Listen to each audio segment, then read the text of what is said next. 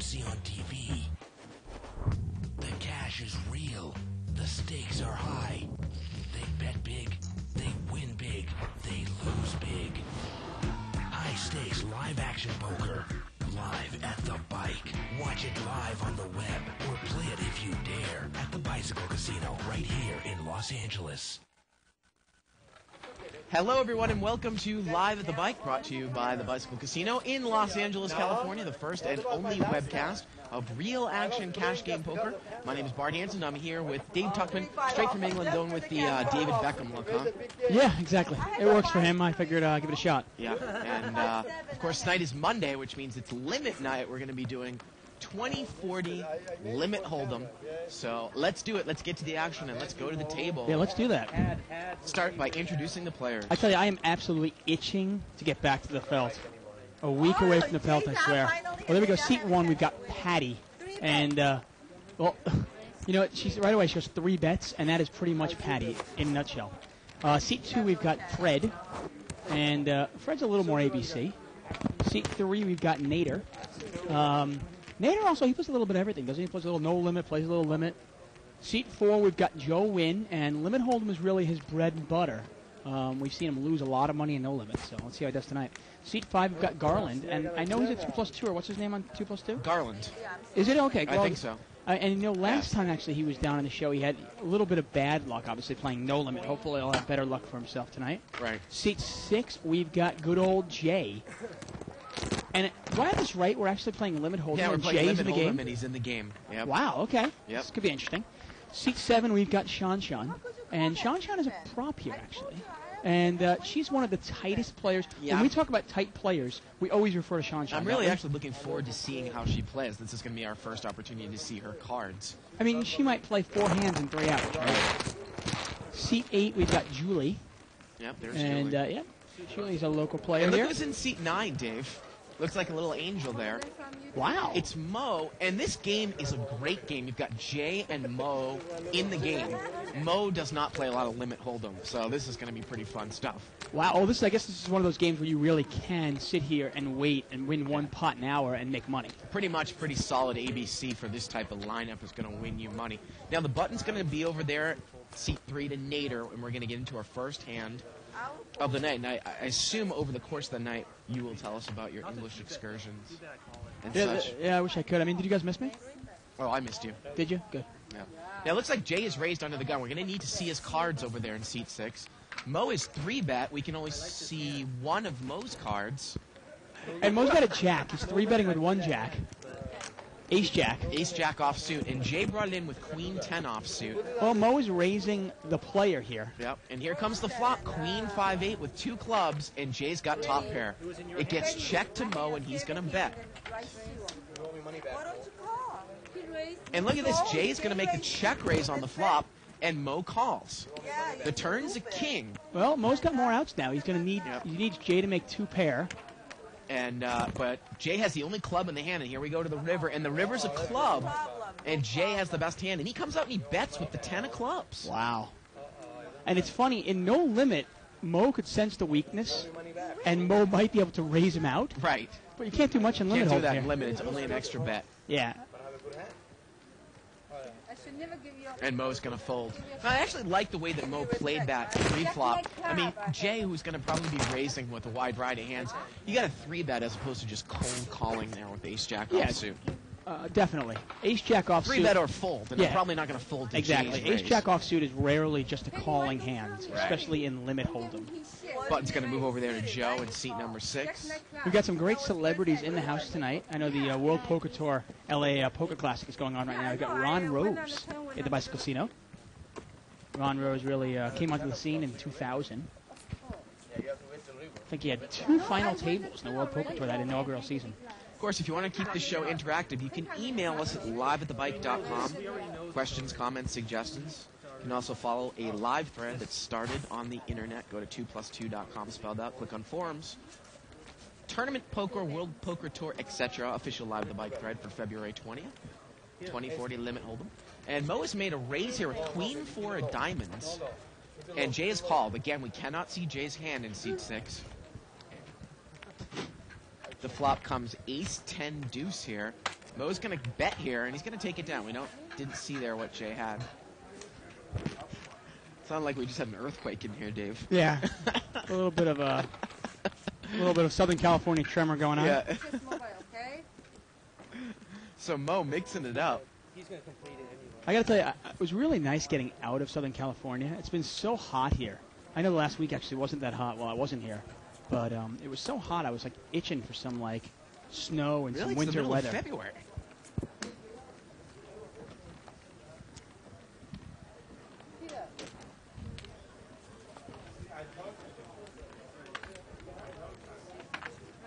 We're going to see a raise here by seat number 2. He's got ace-jack offsuit, and Nader is going to make the call with jack-9 offsuit. Oh, cold call. And look at Jay. He's going to 3-bet with pocket deuces.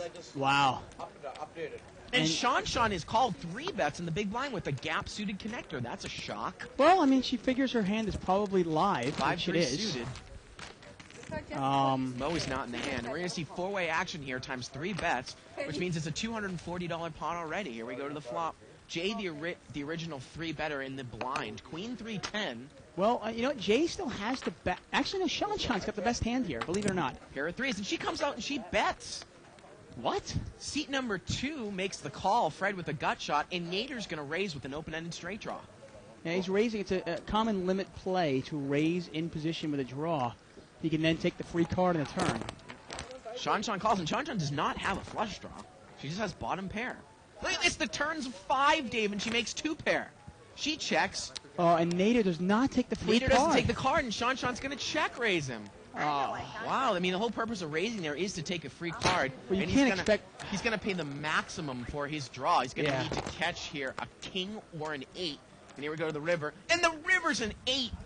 Was it an 8 or a 9? No, it's a 9, oh, actually. look at that. I got all excited. Well, Nader's made a pair.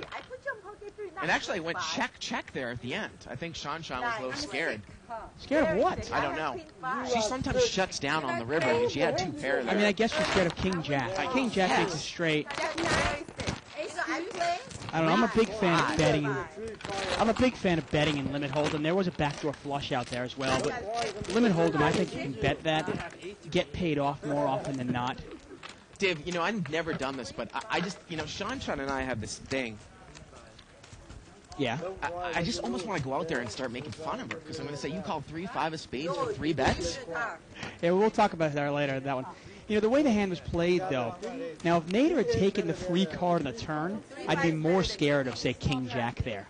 But since he didn't take the free card, I almost put him on Ace Queen or King Queen, and if he has Ace Queen or King Queen, well, then I'm in fine shape there. I'm going to bet my 2 pair and probably get paid off. Yes, sir. Yes. I bet on the flop. And look at Sean. I bet on the flop. Bart giving her some crap there. And Nader's going to, actually, no, seat 2 is going to raise it up here. And he's got Ace Queen. And you wonder if Nader might be tilting a little bit. He's going to call with King 7 of hearts. And Jay is out of the hand. But wait a second. Sean is called with Jack 4 suited on the button. For a raise. Yeah, exactly. Amazing. And the best hand right now is actually seat 3 is Nader. The flop is King, Queen, Jack, 2 spades. Yep, Nader actually comes out and bets here with King 7. Sean calls with bottom pair, and Ace Queen also calls. Wow. This is amazing. Here we go to the turn. Turns a 10, and now Fred has a straight. So does Julie. Yep, Julie's going to come out and bet here. She also called with Ace 9. Wow, and seat 2, Fred is going to raise it right away. And I got to tell you, that's...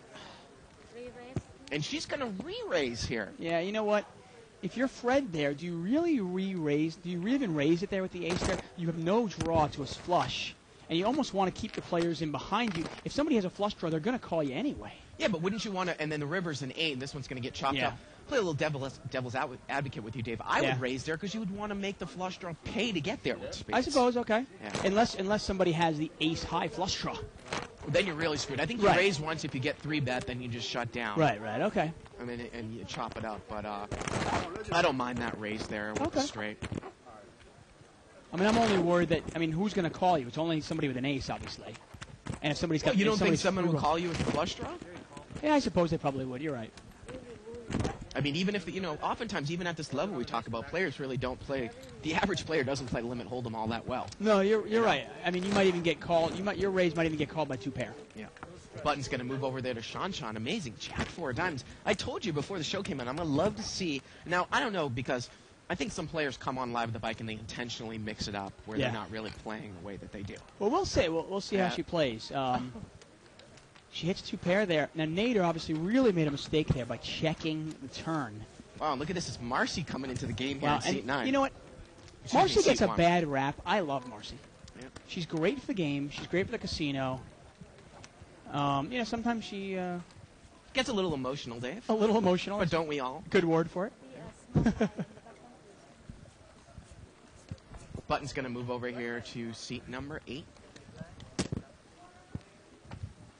Getting word, we got an exciting thing. Tomorrow night, actually, we're going to have a no-limit game with Ron Rose and Robert Varconi. Really? Yeah. Well, we keep our fingers crossed for that because I know that we've said that some people have been going to play and Ron have not Rose come. just left here. Yeah. And said to me, I'll see you at 7. Well, that's good. So we can keep our fingers crossed about Robert Varconi. Yeah, exactly. Yeah. Now, we had a raise here by Garland. And Julie has called with Jack 10 of diamonds on the button. Garland brought this one in with Ace Queen. Actually, excuse me, you know what? Nader brought this one with 9-6 of diamonds. Garland just smooth called with Ace Queen. And look at this. Here we go to the flop. 6-7-3. Well, Fred's got a set of 3s. And Fred's going to come out and bet with bottom set. I love to jam there. Oh, limit hold'em, yeah. Yeah. Why slow play? Now, Marcy's got overcards and a gut shot to the 8.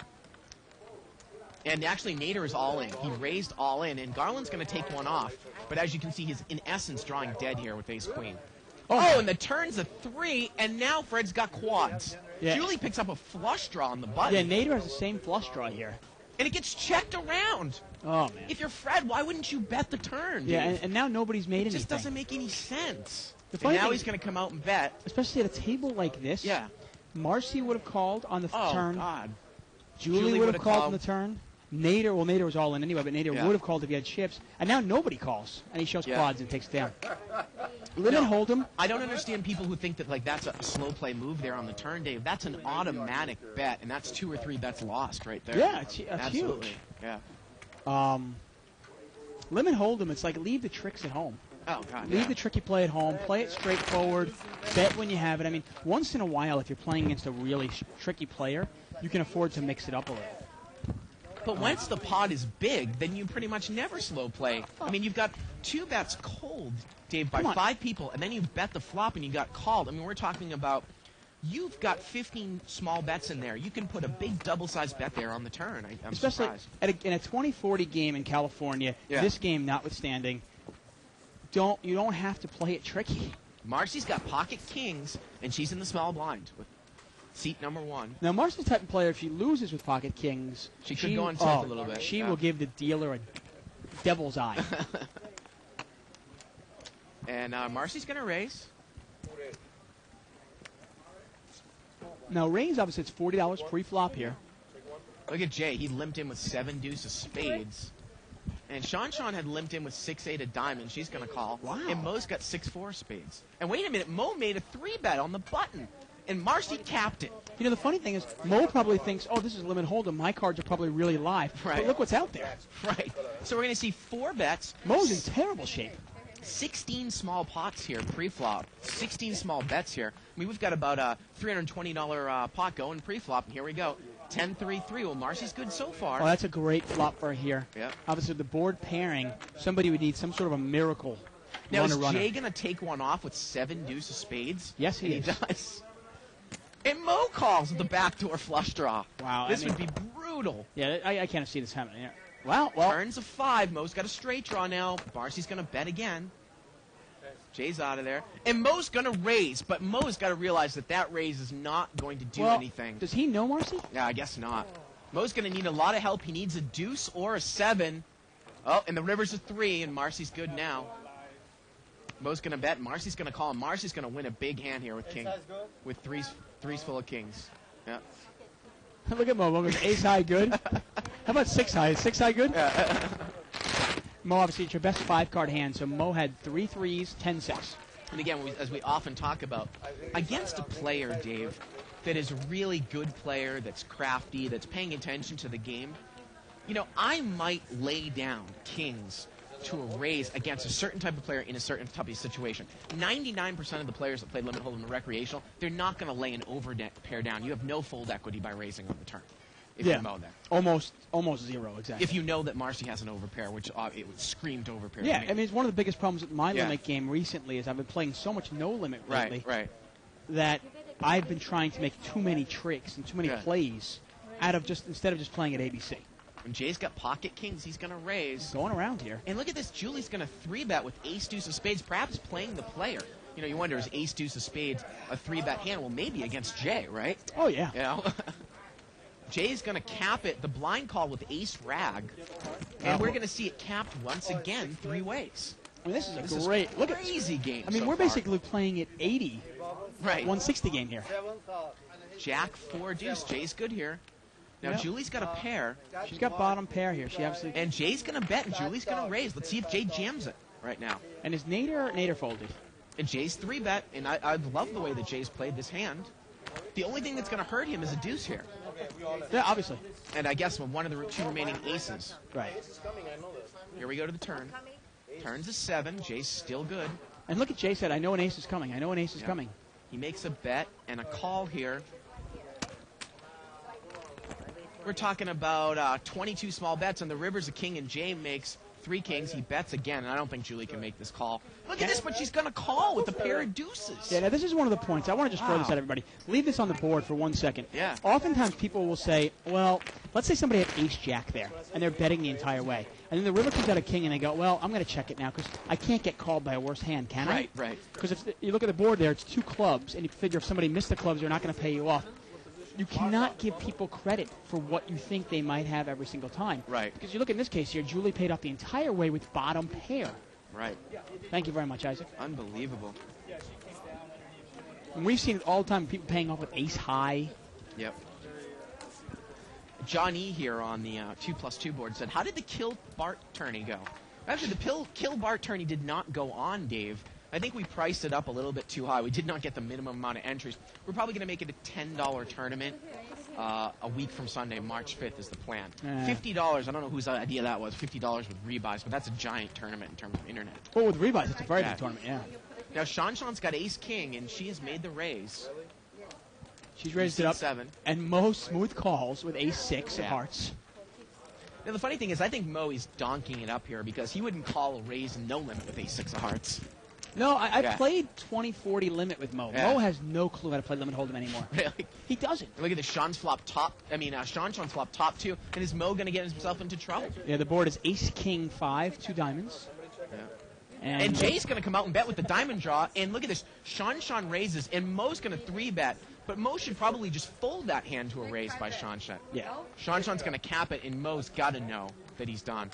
And, Dave, we've seen a capped round every single hand we've played here so far this tonight. has been crazy. I mean, this pot already, you want to add it up here. The pot here is about $450, $500 already. Turns a deuce. Sean is nothing. still good here. And look at this. Jay comes out and bets. He's got a wheel draw now with his diamond draw. And now Mo really needs to get out of the way. Yeah, and look at that. And she raises again here. Yeah. She's got minimum here, ace-king. She might even have a set of kings. Right. But a minimum ace-king, and Mo folds. Yeah. And Jay's going to call. He needs a diamond or a 4. And this is over a $500 pocket. Oh. The river's a diamond. Oh, and man. Jay bets, and he's going to take it down with the flush. 9-3 of diamonds.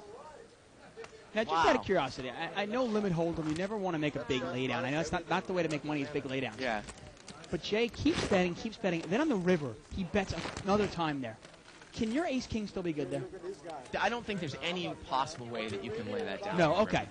No. One That's ace your you could. question. Okay. You know what? In limit hold'em, the pot's Especially just too big. Jay, because is there a 1 in 35 chance that Jay's going to be bluffing there? And it's not actually those types of odds, but maybe a 1 in 20 chance? Yes, Well, there the pot's maybe $800. Yeah. Pot's maybe $800, $40 to call. Right. You're getting 20 to 1 on your money. Right. Okay. You buy that? Yeah, no, definitely. Yeah. There are times, though, if you're playing against a particular player, and they're calling you the entire way, and then a dangerous card comes on the river, you know your 2 pair is no good. Look at this Corporation Mike here in the house. Wait, that'd be great if we saw him play in this game. No, I'm gonna. 20, 40 limit. Here, I'm gonna open the game. think they're talking about opening 1,000. They see you, no. They put you out. They see you. They see Mike, the game goes. Seat number 3. Now, Shanshan's got pocket 9s. Jay's going to raise, and let's see if Shanshan 3-bet. And she does. Yep. She's going to see if she can get some money back here. Now, Jay's got ace-jack offsuit. Dave, I oftentimes say king-queen offsuit and ace-jack offsuit. In a live game, under the gun, when you're often 8-handed like we are now, is a raisable hand. Online, I muck it 10-handed. Yeah. There's a difference. But you know what? He's on fire. He He's not capped going it anywhere. with ace-jack offsuit. We're heads up. Oh, man. Oh, look at this. Jack 8-10. Shanshan's open-ended. Yeah, she can't go anywhere.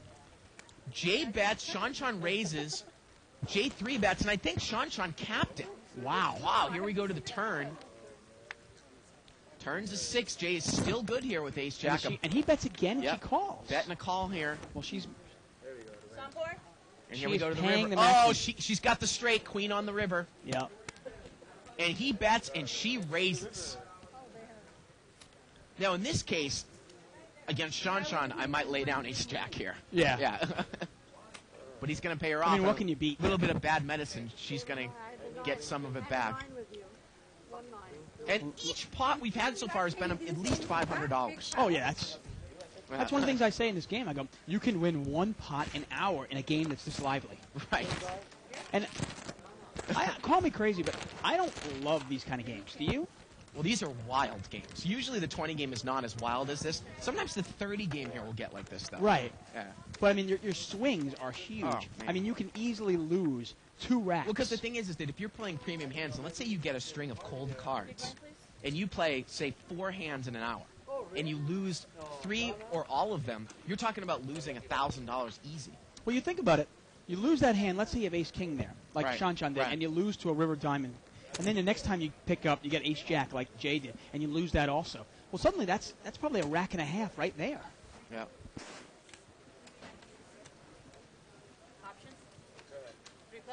And it's 3-way here, limped around. Got a $60 pot. Finally limped around. Jack 10-9 here again. Now, Jay is open-ended with a queen. He's going to bet it. Yep, Queen 4. He was in the blind. And Shanshan's going to call with ace-4 clubs Yep, here. she's got the nut flush draw. Yeah, there she is. And as you notice, look at this. Nader picks up a flush draw. What was he doing in on the flop? I was Yeah, going to say, you as you notice, Shanshan does not make the mistake of raising when next to act with the draw like we see so often. Yeah. And the river here is a 10, but ace high is good. Let's see if Nader pays it off. Jay bet the whole way with an open-ended straight draw, and he's going to call with the ace high. Wow. And he's going to win. Ace 5 is good. This game's crazy. Yeah. I mean, Nader called with nothing on the flop. Overcalled with nothing on the flop. Then he picked up the flush draw, and then I guess he figured out, what the heck, I'm going to do it. One of the things that drives me absolutely nuts, Dave, is when I throw away the winning hand because some idiot, some donk, check raised 3-bet with the draw to drive me out. Right.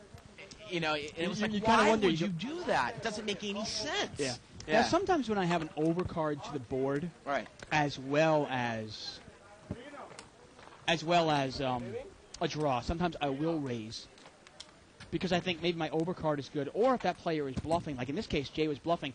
If Shanshan actually raised him there, she probably wins the pot. Now look at this. Mo making another mistake here. He's going to limp in under the gun with pocket 4s, another kind of low limit or just limit mistake that's often Right. made. The implied odds he's getting a no-limit game with pocket 4s Right. just aren't there. And it looks like Jay is raised out of the blind with Queen 5 of diamonds. And we're going to see this 3 ways, 6 small bets here, Ace 9 over there for seat 1. 10-9-7 here on the flop, and Marcy's got the best hand. Mo bets, and Marcy's just going to call here. And let's see what Jay's going to do. Jay also called with Queen 5. Turns a king. Marcy's still good with Ace 9. Well, he's now got a... No, he doesn't. He still Look at has this. the same... Mo's going to continue to bet with pocket 4s, and Marcy's going to call again, and now Jay calls with a draw. Well, he's got a gut shot now. See the river. The river's a deuce, and Marcy has the best hand. Mo bets again, and Marcy calls. I don't think this is Mo's game, Dave.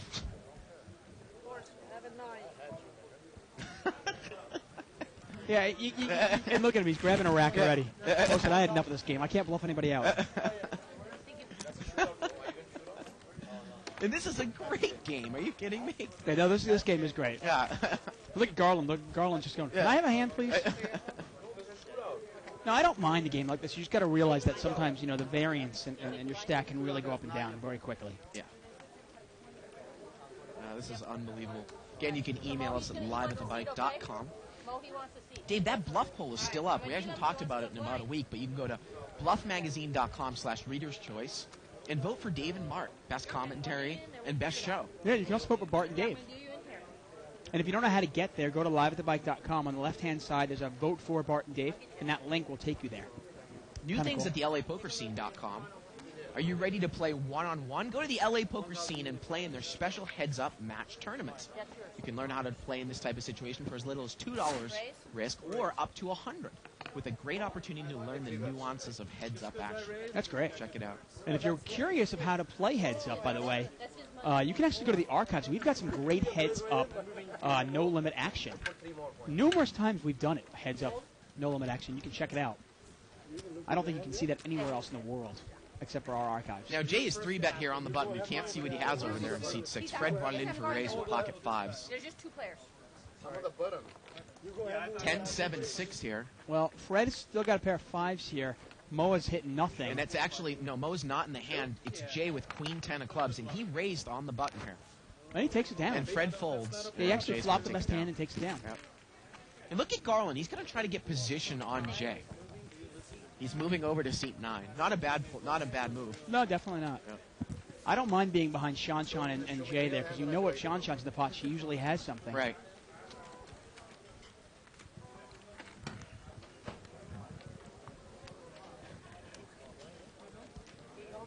He's small. Big blind is here. Did you get that when I went out and yelled at Sean? Yeah. That was hysterical. Button moves over here to Sean. I gotta tell you that we're having all kinds of seismic disturbances here in the booth. Things are flying.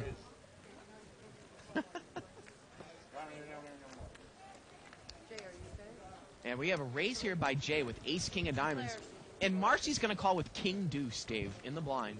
Well, it's King Deuce off too. She's got 2 draws and a flush draw. But look at this. She outflops Jay, Queen Jack Deuce, and she comes out and bets. And Jay calls And only. she might pay him off the entire way and win this. The turn's an ace, and now Jay has the top pair. And let's see if he raises her on the turn, and he does. Yeah. And what can Marcy beat here? She's got a straight draw now. She also has the King of Hearts. She has a flush draw as well. Ace, Deuce, Queen, Jack of Hearts with 3 hearts on board. And the river is a 3rd ace, and Jay's got trip aces. Now, does Marcy pay? And Marcy's going to pay him off. Wow. She calls him down the entire way. Yeah. And you got to wonder here. Now, I love Marcy. Unbelievable. But if you're playing against Marcy, is there any way you'll ever bluff at her? Well, that's, I think, some of the things that Yeah. you're talking about. Like, Dave, I got to be honest with you. You kept coming in, and actually some of the props were telling me some of the things you were doing. Sometimes you'd hop in a 30 game. They were actually making fun of you. They were like, Dave check raised with Ace Deuce on a 7-8-3, like 3-spade flop. Hey, it worked.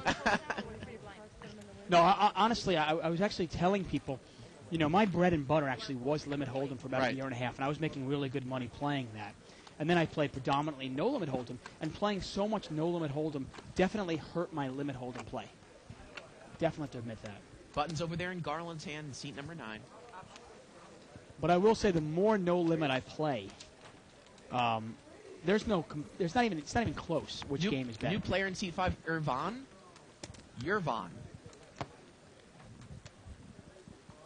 And we get another raise here. It's a raise from Jay. Queen 9 of hearts. 3-way action here. 6 Plus small bets. $120. Yep, 6-5 deuce, couple diamonds. Now, And seat number 5, who had posted here, has got 7 deuce. 7 deuce of clubs. Got the best hand, but how does he know that? He checks, Jay bets, and he's going to call it with a piece of it. 6-5 deuce with 2 diamonds on the flop. He overcalls, too. Yeah. Nader called King 3. Turns a 4. Wow, and look at Nader's hand. Nader just made a straight there. He made his gut shot. Yep. 4 hearts on the turn there. And he didn't bet, and it got checked around, and the river's a 9. And now the funny thing here is that Nader's going to bet it, and I don't think he's going to get paid up. Well, actually, Well, I think Jay Jay just just made made a top pair with a 9. Yeah. Yeah. But let's say the river's a jack. Right. You might not get paid off at all. Right. These people that think that they're just always going for the check raise on the turn. Yeah. It's just unbelievable. It's funny, too. I mean, after reading Skalansky's book, and I'm referring to Skalansky's book of Advanced Hold'em for Advanced players, right? Hold them for limit hold them for advanced Thank you. players. Yeah. Thank you. And he talks about it as limit hold'em. He says that you should be check raising very often. With up to 60% of your good hands. I just don't buy that. Well, I think I agree. I tend to agree with you. I think his case is saying that you should be semi-bluffing with a lot of hands from up front on the flop. So on the turn, you should be shutting down when you don't make your draw. So if you check raise with 60% of your hands, a lot of times people will give you a kind of a reverse free card. Right. But as you say, I think it's just better to jam and bet a main hand. Absolutely. We have a raise here by Joe Wynn. He's got ace-queen offsuit under the gun. Yeah, he's been patient. He's waiting for the hands. Jay is called with queen-jack of clubs. Julie's in there with king-jack. And we've got four-way action. $160 pot. 9-8-7 here. Well, not surprisingly, everybody missed this. Seat 3, Nader, has actually got an open-ended straight draw. And queen-jack for Jay's got overcards and a gut shot. Now, seat 3 bet, and Joe folded. The turn's a 4. So Hey, he did not get involved with ace-queen. Yeah, Nader's going to bet again. You got ace-queen. 3 people call you, and a flop like that comes out. Go away. And then somebody in early position comes out and bets. Yeah, get out of the hand. It's an easy throwaway. So we got king-10, queen-jack, and king-jack in the hand. The river's a 5. Nobody's made any pair. No, and Joe actually had the best hand here, but how does he know that? So I think it's And a good later. Julie's going to win it with king-jack. Are you kidding me? Yeah, nobody bet the river. King-jack is good. See if Joe gets pissed off. Yeah, I can't imagine him Unbelievable. getting upset. This is a good laydown by him. And look at the. Well, I guess Julie had some sort of draw. I was going to say, look at the difference. Julie took one off on the flop. I got to tell you though, King Jack. I don't really have spades there. I mean, I make all kinds of laydowns that I see these players not make on the flop. No, yeah. It's Well, you can't. If you want to lose money playing limit hold'em, yeah. chase with hands you shouldn't be chasing with. And again, people seem to be amazed. Do 20, 40 games play this? People who play the games, especially on the internet at low levels, or even play low levels in brick and mortar casinos, they think, even Nicole, I had her in here doing limit hold'em last week. She's I think she's a little bit scared of entering a plaza level limit hold'em game, 20, 40, or 30, 60. And then we did the 20, 40, and she's like, these players aren't any better than the lower limit players. In most cases, said, they're no, worse. Of course not. Yeah. Yeah, it's amazing. Yeah. There are some tough games, folks. Right. Now, it's not like, okay, now every game is going to play like this, obviously. Sometimes you can sit down in a limit hold'em game, and you get 3 or 4 pretty good players. Right. You get a prop or 2, and suddenly the game can be really tough. Yep. This just happens not to be one of them. Yeah, there definitely are some Yeah. tough games. If you want to check out another Under the Gun, I've actually posted a new one today. And you can go to liveatthebike.com. On the left-hand side, you see Under the Gun with Tuckman. Look at this. We see our first chip count. Now, this is just going to be a reference point. Obviously, the stack sizes within a hand mean nothing in limit hold'em. But we're going to tell from this, I like the font, the limit hold'em font. Yeah. Really nice. We're going to tell who's up and down for the night. Right. It's funny. Sometimes you'll sit down in a limit hold'em game, and somebody will have like 8 racks in front of them. And I'm not sure if they think that's for like intimidation or not, because it doesn't really make a difference, obviously, in limit hold'em. Now, Jay limped under the gun with 10-6 offsuit, and the big blind that got folded around to him, he raised a queen-10. And we're going to have a bet here by seat 5, and Jay raises deuce ace-7, a raise bluff, and Irvan's going to re-raise with queen-10. Wow, you wonder if this guy knows Jay. He just sat down. And Jay, figuring it's just one extra bet, is going to call. Yeah, one extra bet. Did he 4-bet it? He 4-bet it. Now, I mean, just out of curiosity, you're looking at Irvan's hand here. If the player you're playing against has an ace, you're almost drawing dead. I mean, what are you trying to hit here? The turn is a 5. And Irvan's going to lead again. Well, I mean, he has the best hand here. He's got Jay in a really bad spot. I mean, this is really interesting. Jay has nothing, and he folds. What does Irvan have? A 9 would have missed both players, and queen 10 would have taken it down on the river. That is unbelievable, folks. Yeah, I mean, okay. Again, you can Strange email us at liveatthebike.com. Questions, comments, suggestions. Small blind and 2 big blinds, please. Small blind on the button. Yes. Big blind here, sir. Small blind here. There, big blind. Big blind. Got an email here from Dan Bobo. We'll get to it in a second. Button is in seat 5. Small blind is $10. Big blind is $20. And seat 8, Julie, is under the gun, and she's going to raise right away with ace-jack of offsuit. Oftentimes in a tough game, I will lay down ace-jack offsuit in first position. And Sean's got a suited connector. Yeah, she's going to call after Marcy calls with ace-4. Here we go to the flop. Well, 5 deuce 4 here, and Sean's got top pair and a straight draw, and she comes out and bets. right away, look at that. Now Marcy's got a piece of it. She's got second pair. Now again, for Julie here, look how she calls with ace-jack. If her ace comes, what good is it going to be? A 3 would bring a straight, and Marcy would have 2 pair. The turn's a 9. You got to read the board here. Ace-jack should be fold on the bet. Yeah, overcards. I'm not a big fan of calling with overcards. Because the problem is oftentimes if you only have overcards and you don't have other draws, say a backdoor flush draw or some sort of a gut shot straight draw. Yeah. She calls again. And you know Marcy's going to overcall, isn't she? And she does. And Sean will probably shut down on the river regardless of what comes out. The river's a king. Sean's got the best hand. Now, might you bet this because you're going to call anyway, or do you check it and do some bluff? Oh, 5 is good here. Sean is the classic player she probably loses 3 to 4 bets a day in not betting rivers. Now, I'm not saying she should have bet that one. I'm just saying that's the way Sean plays.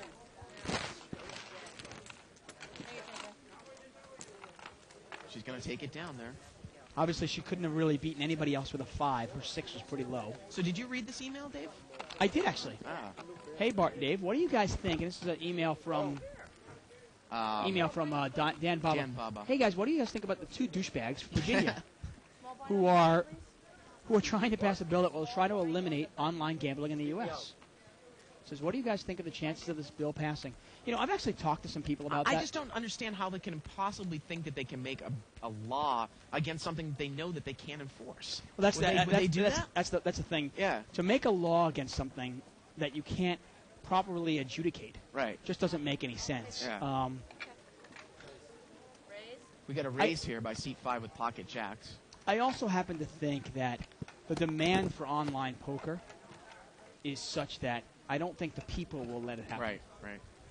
So I wouldn't worry about it. Don't get me going, Dave, because that type of thing, why they waste government time on debating a bill like that is just unbelievable. Yeah. When there's so many more pressing, important issues in the world. Well, you know, I mean, some moron actually voted these people in. So 10-6-4 here with a couple spades. Irvan here, still the best hand, pocket jacks. He's going to throw out a bet here. Man, I tell you, it's good to be back. Yeah. I can only stand England for so long. Joe calls. The turn's a deuce. Irvan's going to bet here again, and Joe looks like he's going to get away from it. Yeah, he had a gut shot. He went for it on one time. Well, if he thinks the guy has ace-king, would he think if he caught a 7, an 8, or a 9 in hand would be good? Do you have odds to go for it then? I'm trying to think. Well, if he thought an 8, 9, or 7 would be good, he'd have 9 out, so it would Yeah. be like a flush draw if the river's an ace. Now, this is one of those times where And look at this, Joe's going to come out and bet. Yeah, now, in no limit, that play can work. Right. Because you can bet $250 on the river. In limit play, you see it just doesn't work. I mean, that ace of clubs has got to be really scary for somebody with 2 jacks. Because, you know, again, like you said, I mean, he could easily have the nut flush draw there.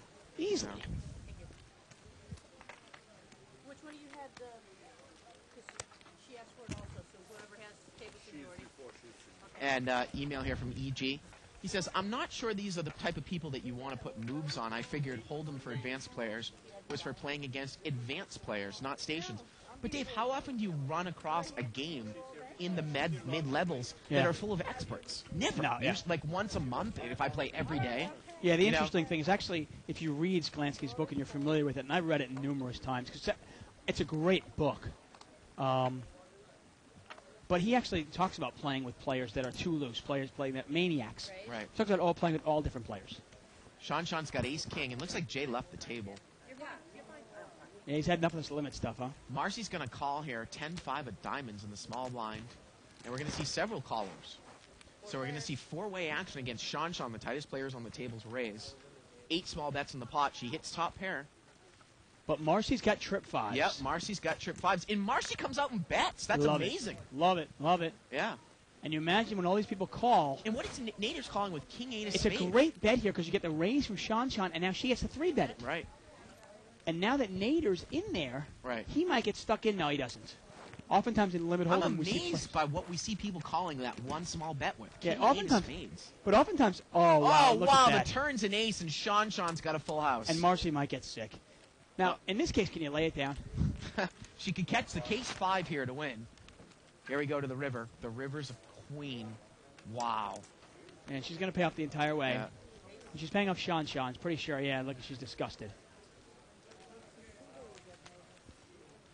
I like the way she played that hand. Oftentimes we see in Limit Hold'em, somebody's in for one bet, and they get trapped. They go, well, I'm already in for one bet. I'm going to call 2 more bets. Well, the other thing, too, is I love the betting into a late position raiser with a hand that you know is best. Because, I mean, some people might make a mistake and check raise Sean there and drive out everybody out in between. Exactly. Especially if the pot's big and there's multi-way action, and the pre-flop raiser is in late possession, you bet the flop.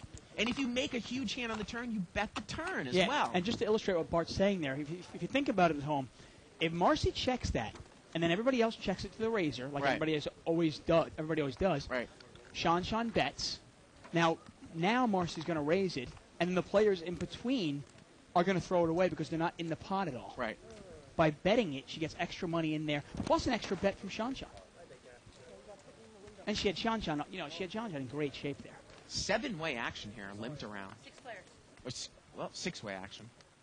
Queen 4 king here. Doesn't look like anybody has a king. Looks like Sean's got queen 10, the best hand. Yeah. She's going to actually come out and bet here with king queen 4. Yeah, in somewhat late position. Seat number 8's going to call. That's high with 8-4. He's got bottom pair. And Nader calls with pocket 3s. Wow. 3 players. Here we go to the turn. Turns another king, and that's probably thinks that Sean's got the. Makes her think she's got the best hand. She's Yeah. going to bet again. Good bet there, and she takes it down. And I guess those players were really in there to hit 2 pair or their set because when a king comes, they fold, which would mean it would be less likely that she had a piece of that board. Yeah. So they're really just taking one off To just to hit. try to improve their hand on the flop. Yeah, it's funny. Sometimes we see these players all the time where in Limit Hold'em especially, they'll take one off. We even see it in No Limit Hold'em with like a player like Allen. Right. They take one off no matter what. Right. And it's almost impossible to put them on a hand because they take one off no matter what. You have no idea what they have. Button is in seat 2. Joe Wynn in the big blind. Action is over to seat 6.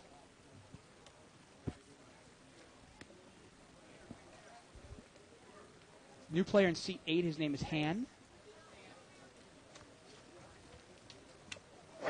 Actually, his name is Hai. 2 players.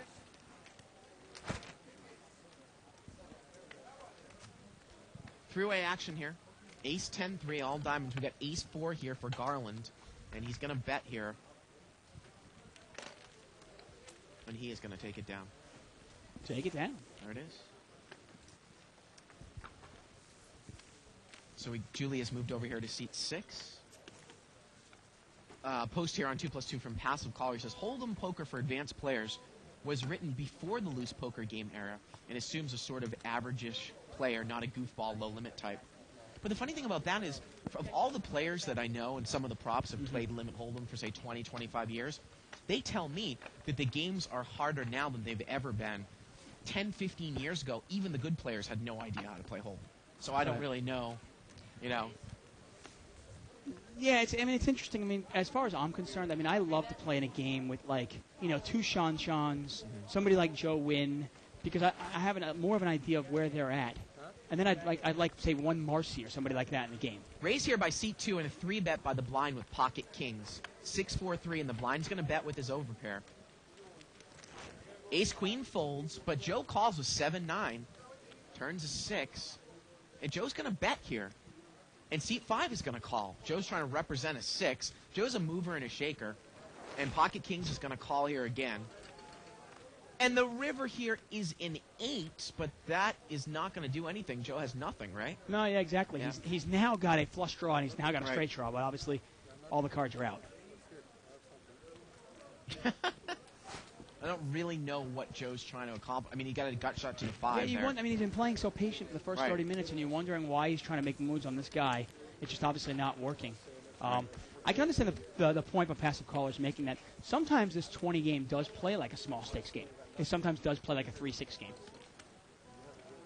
I want to say there's a chapter or two actually in Skalansky's book that talk about really, really loose, aggressive games. Extremely loose games. Extremely Not loose, yeah. necessarily for aggressive, but just loose games. Yeah. Yeah. Although this game's been, we're talking about capped pre-flop, capped in the flop. Although it's definitely changed a little bit now that Mo and Jay have left. Raise here by Yeah, that's seat number 3. That's Nader. Nader. Sean's going to defend with King Queen. Nader brought it in with pocket 7s. It But looks she like. actually limped in with King Queen. I think she's in the big blind. Is she? Okay. Yeah. Look at this. Nader flops a set of 7s here. Now this is one of the cases. Does Sean take one off? No, she No. doesn't even take one off. Throws it away. And actually, you're right. She did limp in with King Queen. Yeah. And again, what I said is oftentimes in a live game, and I keep saying this, and it's usually true. Even though 9 people sit in a live game here, it's 90% of the time it's 8-handed or less, because there's at least one Right. person out. Walking. That I will raise with King Queen and Ace Jack offsuit under the gun, whereas at a full table online, I will fold. Makes that little bit of a Yeah, the difference. interesting thing is I really don't want to limp in with King Queen offsuit, though, do I? I mean, I don't really open limp with any hand in limit hold'em, Dave. Yeah. I will. You will never see me open limp with any hand in limit. But I mean, hold'em. there are certain hands that you almost want to take multi-way. King Queen offsuit is not Yeah, one of them. yeah. We have a raise here by Joe with pocket deuces, and big small blind's going to call with Ace Jack offsuit. We're heads up here. Oh, there's the deuce. Set of deuces here for Joe. Now Julie's And probably going remember, to take one yeah, off. Julie she might take 2 off. Yeah, She did it before. and she's pretty much drawing. No, well, now she can catch a 4. She can catch a 4 for the wheel. Yep. Turn was a 3 of Look at that. diamonds, And she continues to call here. and she needs a 4 and only a 4. And the river's a 3, and Joe fills up. Yeah. Joe obviously is going to bet again. And she's gonna- Julie's going to pay him Wow. off the whole way with Ace Jack. Well, Joe showed down some bluffs earlier. Yep. Joe's going to take it down. There were 2s full of I 3s. mean, it amazes you sometimes what people are paying people off with. Right. And that's actually a clear-cut example there. In the small blind, I see so many people call in the small blind with suited connectors. If I'm not going to call a raise in the field in late position with a suited connector or a hand like Ace-Jack, why on earth am I going to call in the small blind? Yeah, with it? That would either be a 3-bet or a fold hand for me in the small blind. Well, yeah, if you think you can outplay somebody, let's say Yeah. a player that's pretty predictable is making what you consider a late position steal. You know, maybe you can re-steal it from them with Ace Jack and then take control of the hand. Nader has raised here with pocket 7. Seat 5 is going to smooth call with Ace Jack suited. And look at this, the big blind in seat 8 is just going to call with queens. A lot of people Wow. would 3-bet there. And queens has the overpair. Let's see how he's going to play it. He might go for the check raise here. Nader bets with 7s. Irvine calls, and the check raise comes here for queens. Nader calls, and Irvine's got himself into a world of Now, that's not a mess here. bad spot. If you're going to check raise the queens, it's not a bad spot for it. Right. You've kind of hidden the strength of your hand. Turns at 3. Queens are still good. Let's see if Irvine leaves the game. Yep. But 7s are going to tag along the whole way Yeah. here. And he needs a 7 and only a 7 here. And the river's a 5. Now, let's see if high bets one more time. This is a clear case where you got to bet it. Yeah, it Yep. does. And he gets paid off. Yep. We've seen so many times where people will check that river, actually. You have to bring some sort of like 1 card straight to the board or something like that. Something scary comes out and you go, oh, I got to check it now. Email here from Bill Moore. I will be visiting the Bike in March, and I'm wondering how you get onto the live webcast table. Well, Bill, you can just come down here. I'd recommend you get down here by 4 or 5. Put your name on the live at the bike board. Yeah. And you can come play. Of course, we replay the show every night starting an hour after the show, all the way up until 5 p.m. Pacific time the next day, and we replay the entire week's show on Sunday afternoon. You know what I've been doing, Dave, a lot? I actually What have haven't you been been watching the Winter Olympics all that much, except for one sport, curling. And I wanted to know maybe in London if the Scottish team was getting any talk. No? No, I'm sorry. What, am I here by myself? You're not listening to me? I'm sorry, I was reading an email. I was actually looking at the email here. I apologize. Queen 10-10.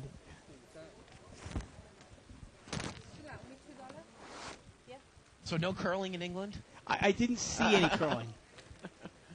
I'm not aware of it, no. I was actually wondering that, though, while I was watching the Olympics, and I'm looking at the curling, you know? How does one get into curling? Well, I think you have to live in like in a cold state. Like what, Minnesota? And you should Yeah, but I mean, pretty are there much, like youth curling leagues? Yeah, there's curling clubs all over the country. Really? But the thing is it's not like, it's actually even more. It's even a harder sport to get into than say hockey. Because in hockey you can go out and skate on a lake. You actually need to have a facility. That's what It's I mean. not like a basketball thing where you. Yeah. I grew up in a pretty cold spot. I don't know anybody that curls. Right. Americans had a tough game. They lost to Canada, but they're in the medal round. We got two heads-up action here. Raised by Nader with pocket eights, and seat number 2's in there with looks like 7, 9 of hearts. Well, eights are good here. The flop is king, king, 4. Yep. Nader bets, Fred folds, and that's the end of it. Want to read this email? Let's see. Got an email here from Matt. I'm glad Dave's glad to be back. Okay. He said, but don't you think he's disparaging remarks about England will hurt your ratings in England? Just wondering. Well, Dave's wife is English, so he's allowed, I guess, right? Yes, exactly. I got a pass. We love England. I'm also Jewish, so I can say bad things about Jews. Did you have any fish and chips over there? I did. Yeah. Salt and vinegar? I had a lot of fish and chips. I had some Plowmans, bangers and mash, lots of Guinness. Sean's got Queens. And she's going to raise it up here. Now, her name goes Sean on there, but she's always Sean. Look at seat 6. Julie limped in with 10-3 suited, Dave. Any It's two suited. cards, I guess. Yep. She calls. Nader calls. Queen 6 of diamonds. Ace rag over there for Marcy. 4-way action here. It's a $160 pot. Here we go. And there's the ace, and Marcy's got top pair in seat 1. And she's going to check it from up front. And let's see if Sean gets away from the Queens when...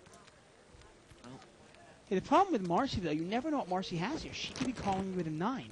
And Julie... Oh, Julie did not call. But Nader did with Queen 6. Wow. Well, he's picked up a straight draw now. He's open-ended. Turns at 10. And Sean has the same open-ended draw here. Yep. Again, the turn was a 10 here. And the river's a king, and Nader and Sean are going to chop it up. Yeah, and Marcy is... And now, if you're Marcy, when you get a bet and a call, can you easily get away from it? Yeah, she's going to fold.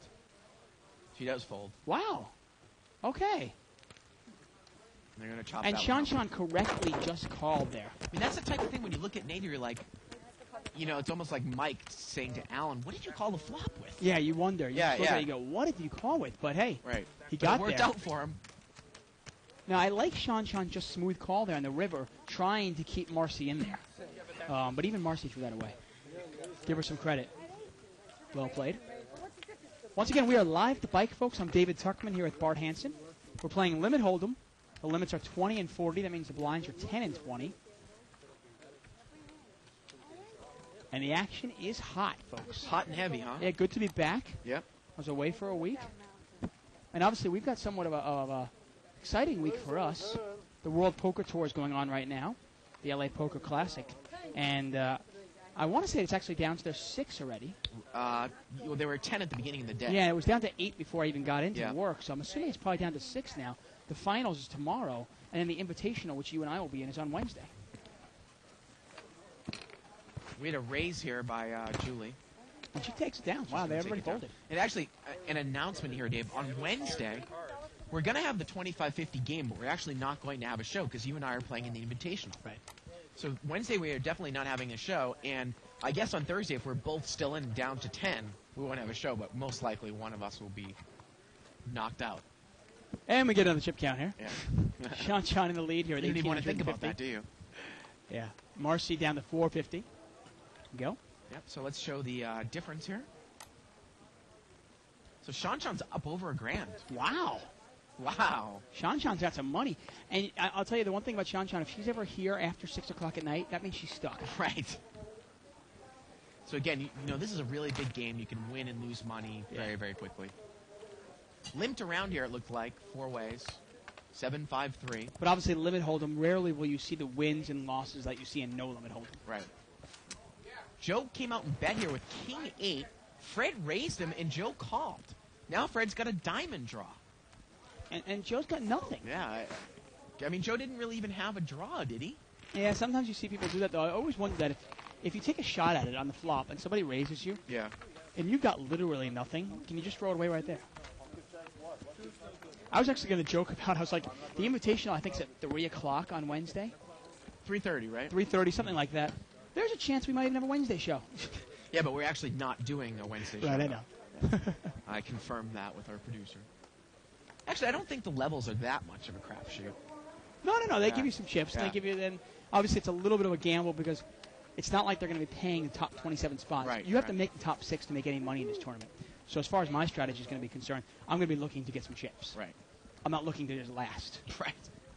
So I can come in, 15th place? We got a raise here by seat 8 with Ace King. Marcy's going to call with King 10 suited.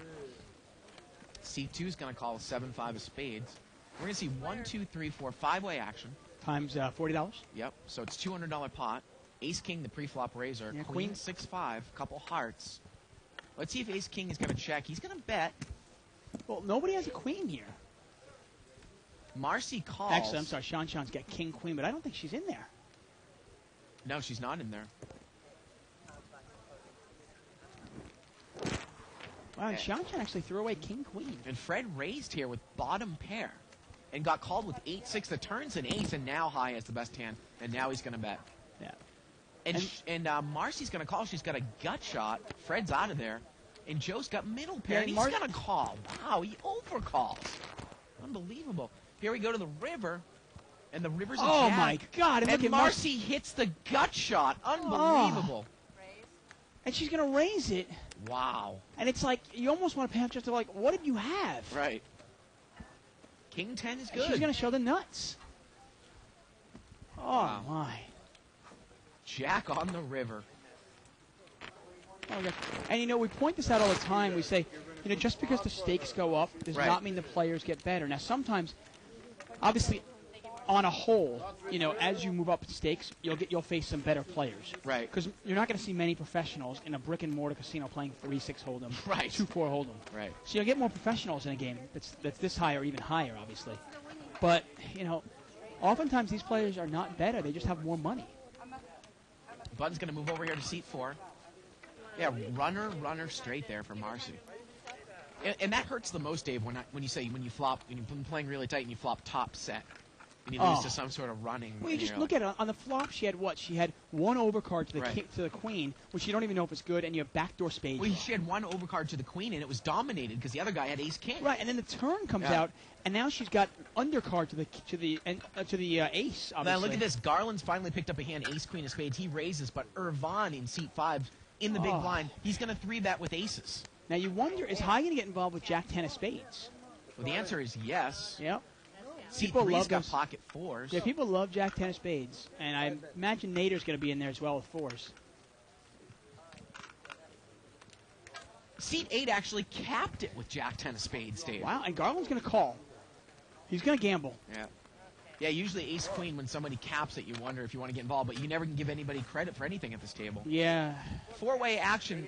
I mean, times Garland's a probably cap. wondering, what do I have to wait for to get a hand? And Irvan is bet blind. Oh, He's my. hit top set of aces. Oh, God, the case ace comes out and it's going to kill Garland. Now look at this. High has got Jack 10. He's got overcards and a straight draw. He calls. Garland raises, and Irvan's going to 3-bet. Of course. Well, why wouldn't you if you're Garland, though? Yeah. Now, High is drawing live to a 9 here, and Garland's almost drawing dead. I mean, Yeah, he backdoor spades, but you've got another guy in there with spades. Turns a queen, Oh, and now my. Garland's got top 2. Is he going to raise the turn now? Now, High's actually got a double gutter here. He needs Yep. a 9 or a king, folks. Garland's going to raise, and if you're Irvine, you're going to 3-bet, right? You've got the best hand. Oh, man. And this, we got to figure out how big this is going to be. Garland just makes the call. We've got 3 bets here on the turn. Like you said, High's double gutted. He could catch, 360 on the turn there. yeah, he could catch a king here Or 9. or a 9. The river's a deuce. Aces is going to bet again. Yep. And why not? Wow. There's no straight out there. There is no straight out there. 3 aces is the nuts here, folks. Unbelievable. What a hand. And how much did Garland lose there? I mean, he basically lost 120 on the turn. He lost another 40 on the river. Look at the board there. It's Yeah. very rare that you can have a top set like that and not have a straight Well, possibility. we actually said that the lowest nut hand you can have in Hold'em is 3 queens. Right. 3 jacks would not be in nuts on Yeah. the board because of the straight possibilities. Okay, so you're gonna And we're talking about, Dave, we're talking about it capped on the flop 3 ways. 3 bet on the flop. Capped on the flop, so that's 12 small bets. Another 9 small bets on the flop. So that's 21 small bets. On the turn, you've got 3 big bets from each player. That's another 18 small bets. How much is that now? Almost 40? 1830, yeah, we're talking Yeah. 42. And then 2, and then 4 more on the river, right? Yeah, I mean, we're talking about a $1,000 pot there.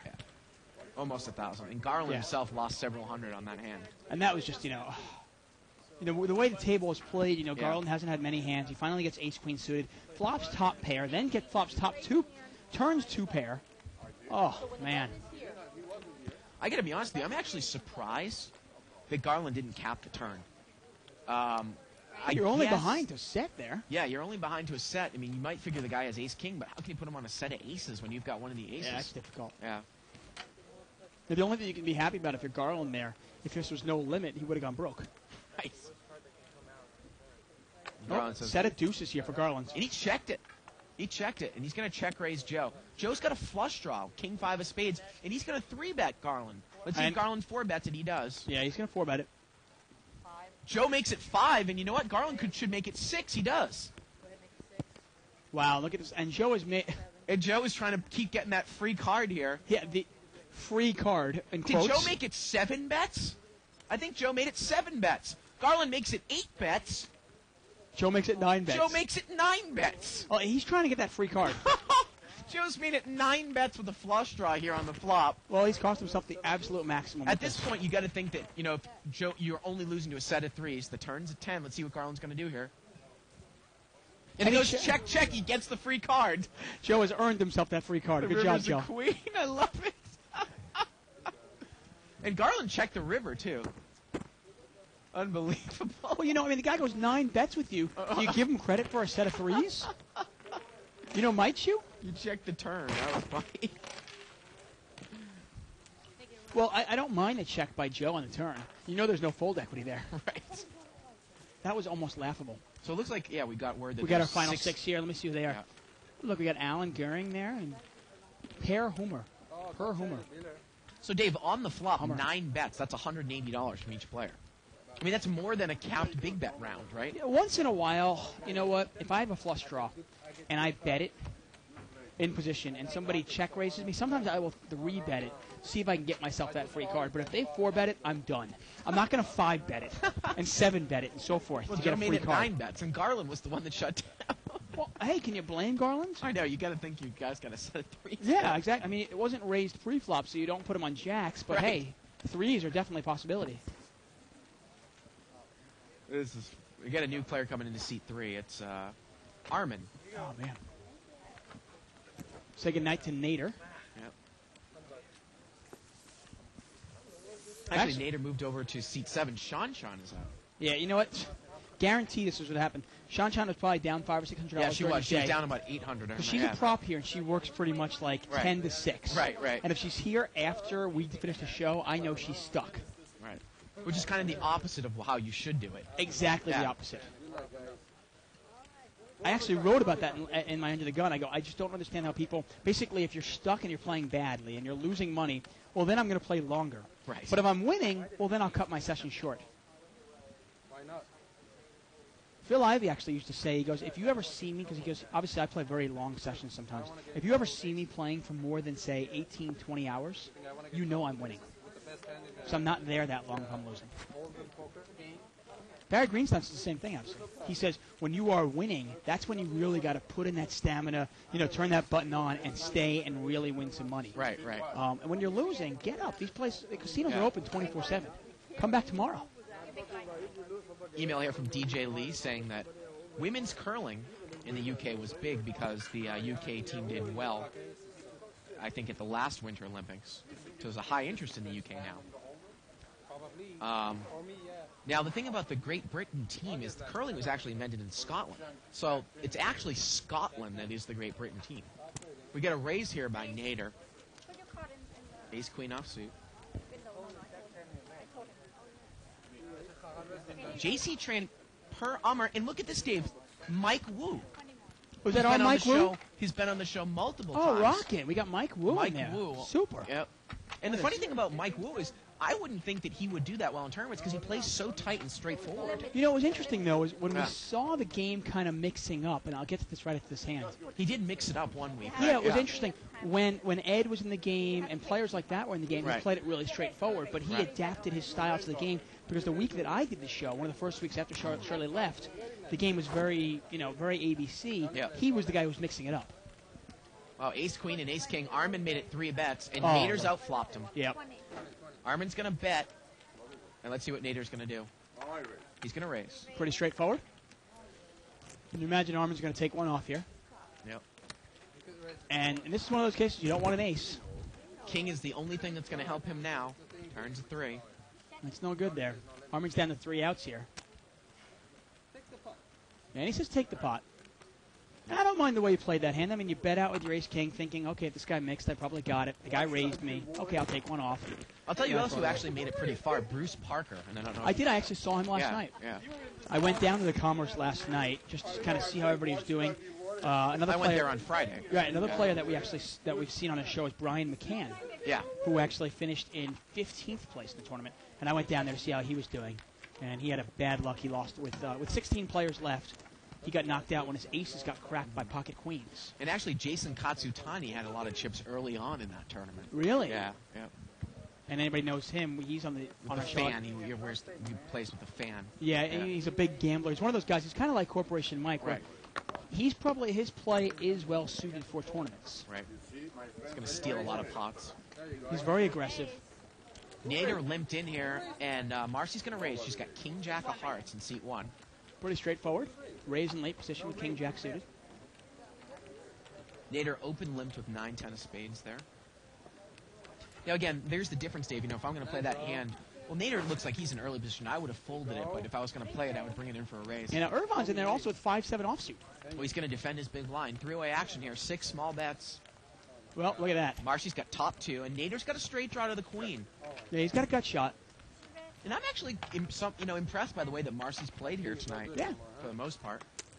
I mean, she made a questionable call with King 10 on the flop, but not so far off from the other Right. players that have been doing it. Now, this is interesting here. Now, with 9-10, now it's one thing if I have like ace-queen here, even ace-10, because I'm drawing for a gut shot, but it's the nuts. If I've got 9-10 here, why do I really want to go for it? And Marcy's going to bet again, and Nader pays it off the whole way with a pair of 10s. Well, you see a mistake to What get can you mistake. possibly beat? Because if she had ace-queen, she would have a straight, right? Yeah, I mean, you're thinking maybe if she had queen 10, but then even then she's got a pair of 10s that's got you beat. Only a pure Pocket bluff. 9s. Yeah, That's it. Yep. pretty much a pure bluff. Yep. But you see, he makes a somewhat questionable call on the flop, hits a little piece of it, and that begets 2 more mistakes there. Ends up costing an additional $100. Oh, new player coming to the game, Rich. Rich. I think he's been on the show before. Once again, we're live at the bike, folks. I'm David Tuckman, back from my hiatus, and I'm here with Bart Hansen, and we're playing a Limit Hold'em. It's Monday nights, Limit Hold'em at the bike. The limits are 20-40. Pretty exciting. I mean, this is considered, to me, this is really considered, this is the heart of mid-limit poker. It's not big limit, it's not high limit, certainly not low limit poker. It's pretty much right at the heart of mid-limit poker. And this is pretty much right where the level is where you'll start seeing professionals. Now, we had a 3-bet here. We had a raise by seat number 7, Nader. And I think we had a 3-bet by the big blind with Jack 9 offsuit.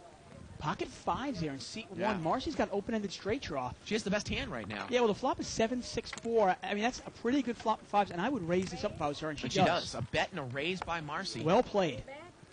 And Nader's going to 3-bet with ace-queen. Now, I might even, I got to tell you, I might even 4-bet this one, because I've got a big hand and a big draw. Well, She's a 10. She's still good here. yeah, I mean, the problem with Nader is he's trying to Look run. at this. He checks, and she's going to bet. I love the play by Yeah. Marcy. Love it. I just don't understand why 4-bet it and then check. The river's a king. And that misses him. And And she's going to bet with 5s on the river, Dave. Wow. Wow. The king appears. And he's going to get... And look at this. She shakes her head, but she gets called by a hand that she can beat on the river. I mean, you would think with 5s, Yeah. you think she probably thought she was betting because she didn't have the best hand, right? yeah, well, she thought she was bluffing him. Right. She thought she was bluffing him. And obviously, it's an incorrect bet if you think you need to bluff, because there's no way you're going to get somebody out Right. who's got any kind of hand. Right. The pot's just too big in Limit Hold'em. But she actually got a call, and Eh? she had the best hand. Unbelievable. Yeah, I got to hand it to Marcy there. That's a river that I might have checked. I love the bet on the turn, but I might have checked that. I mean, river. again, and if you're Nader, the only thing that you can beat, again, is a pure bluff, right? Ace, jack, or something like that, right? Unbelievable. Yeah, I suppose. I mean, you could barely even Yeah. beat at that. I mean, he's only got ace high. I mean, he had a nut no pair, I suppose you could say. Unbelievable. I mean, he can beat, like, I want to think of a hand like ace 8. Let's say she was open-ended on the flop. I'm sorry, ace 5. And she was open-ended. Look at that. We get a raise here. From seat 2, that's Fred. Yeah, ace 10 offsuit. Armin calls with pocket 4s. High is in there with pocket 9s. Ooh, and look at the 9. There it is. Set of 9s. And Fred's open-ended. Yeah, this could get interesting here. Fred's going to bet with the open-ended straight draw. Let's see if high raises the flop. There can be a lot of action killers that come on the turn, scary cards. Armin's not going to get involved. I think And look high. at that, set of 9s is going to raise. Yeah, pretty straightforward. Wow, 3-bet here. Well, why not 4-bet? And he does. Fred shuts down. You see people putting a lot of money in with just draws. Yep. Turn is an 8, and now Fred's drawing dead. Yeah, and that's a great card for high. You got to love that And look card. at this. Now, high's going to come out and bet. Why not? Why would you ever check the turn Now, there? it's interesting. In no limit, oftentimes you will check this, hoping your opponent has a 10. So he can catch up because Exactly. you can make up for it on future streets. Exactly. But in limit, you can't make up for it. It's just one bet. Right. You got to Yeah. understand, obviously, in limit hold'em, if the guy has a 10 here, you want him to call you. And look at that. Ace 10 actually he folded. It's There a you great go. laydown. Yeah. Great laydown there. He figured high was strong and might even have a full house there already, and he threw it away. Get an email here from Randy Walters, and he was just wondering He's about a our new schedule. viewer. Yeah. Wondering about our schedule. And you can check out liveatthebike.com and look at their schedule. And we give our weekly schedule here, but usually Monday nights is our limit night, and the rest of the week is pretty much no limit. And obviously, once in a while, we have some special events like heads-up tournaments and so forth. And again, we are not going to be doing a show on Wednesday because you can follow Dave and I at the LA Poker Classic Invitational. Yeah. Pocket jacks here for the poster in seat 6. That is Julie. She posted dead, and she's going to raise. I actually called the World Poker Tour and asked them if I could bring my camcorder and film us, but they said no.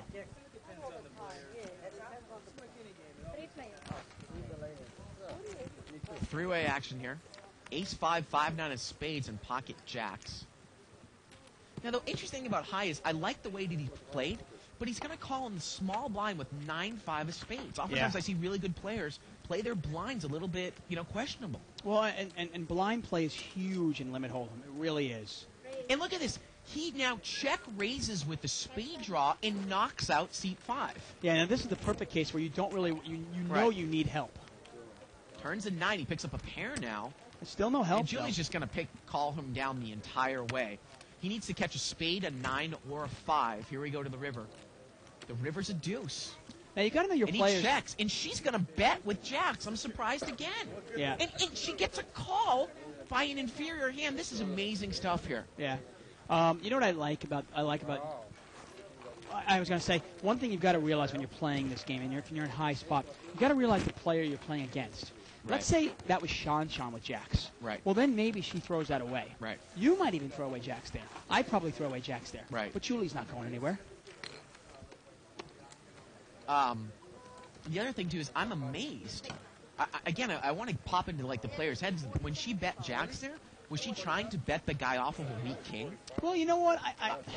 The only thing I'm wondering is, he was in a small blind, and he should have a king there. Yeah. The only thing I'm wondering is there a chance, if he's not betting the river, is there a chance that he only has a 10? Just my thought. Right. I mean, he should have a weak king there, though. Definitely should. Well, put it this way, or you think he made a check raise with a flush draw so that if you bet the river, you're not going to be called by an inferior hand. But again, we've talked about it the last few weeks. Bet the rivers with marginal hands and limit hold'em because look what's happened tonight. Yeah. You're getting called all over the place Yeah. with no pair. Well, you and I used to talk about all the time Yeah. really value betting, and Right. what is the value of value betting, I suppose. And we see tonight, it's huge. Three-way action here. Jack 6-8 with a couple spades. We had a pre-flop raise. I believe it was by Armin with Yeah, it ace was. 10. He's going to make that continuation bet. Yeah, we're in the Raiders cap there in seat 3. And look at Nader. he calls, and Marcy calls. Well, Marcy's got a gut shot to the 7. I don't really know what Nader has there. Turns another jack. Let's see Well, if they all Armin, have a pair of jacks now. see if Armin bets again. If he bets again, I can't imagine that anyone's going to call here, could they? Yeah. And you know, oftentimes, and I'll just throw this at you. Is Armin going to make a bluff raise here? No, actually, Armin bet Nader's going to call. That's what I mean. Excuse me. I was going to say, is Nader going to make a bluff raise there? But he calls. Yeah, and he calls. And the river's a 5. Let's see if Nader has to bet the river here. If Well, Armin the checks to interesting him. thing is if you're Armin here, do you check it? Right. And if you check it and Nader bets it, how can you call this? Right. That's what I was saying. And now Nader's going to bet. But this is one of those cases where, wait a second, the guy didn't raise me, so I can't put him on a jack. Yeah, but would he bet an 8 here in this spot? Would he? That's the question. Well, we've been kind of seeing it all night. I mean, you've induced this bluff of your Armin, and Armin's going to pay him off, I think. Well, he's not. He's going to win the pot, actually. Good call. And Marcy had the best hand with 4-5. Let's see if that gets her in tilt. Ace high? Good. Is it true? Both cards. Yeah, they're both cards. Oh, sorry. I'm gonna Had Jack, you would have raised And Marcy even says, I would have won. This is some amazing stuff, dude. And the funny thing is, she goes, you bluffed me out of the pot. No, he didn't. He had the best hand. And the funny thing is, you watch this game, and you bet with ace-10 there, and the guy calls you, and somebody else calls you, and you go, what do these people have? It's really difficult to put your opponents on hands.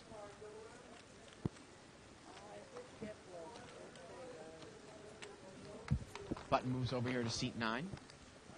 Looking at our 2+2 posting, if you want to follow that live thread, you can go to 2plus2.com, go to forums, go to World Poker Tour and other events, and go to Live at the Bike for February 20th. But I'm looking at this post, actually. It's our first post from Paul D., and he talks about that whole, government banning online gaming. And his point is actually really well spoken, so if you have a chance, read that. Raise here by seat 5 with ace-10. Got a call from Marcy with the same hand, and the big blind's in there with queen-4 clubs.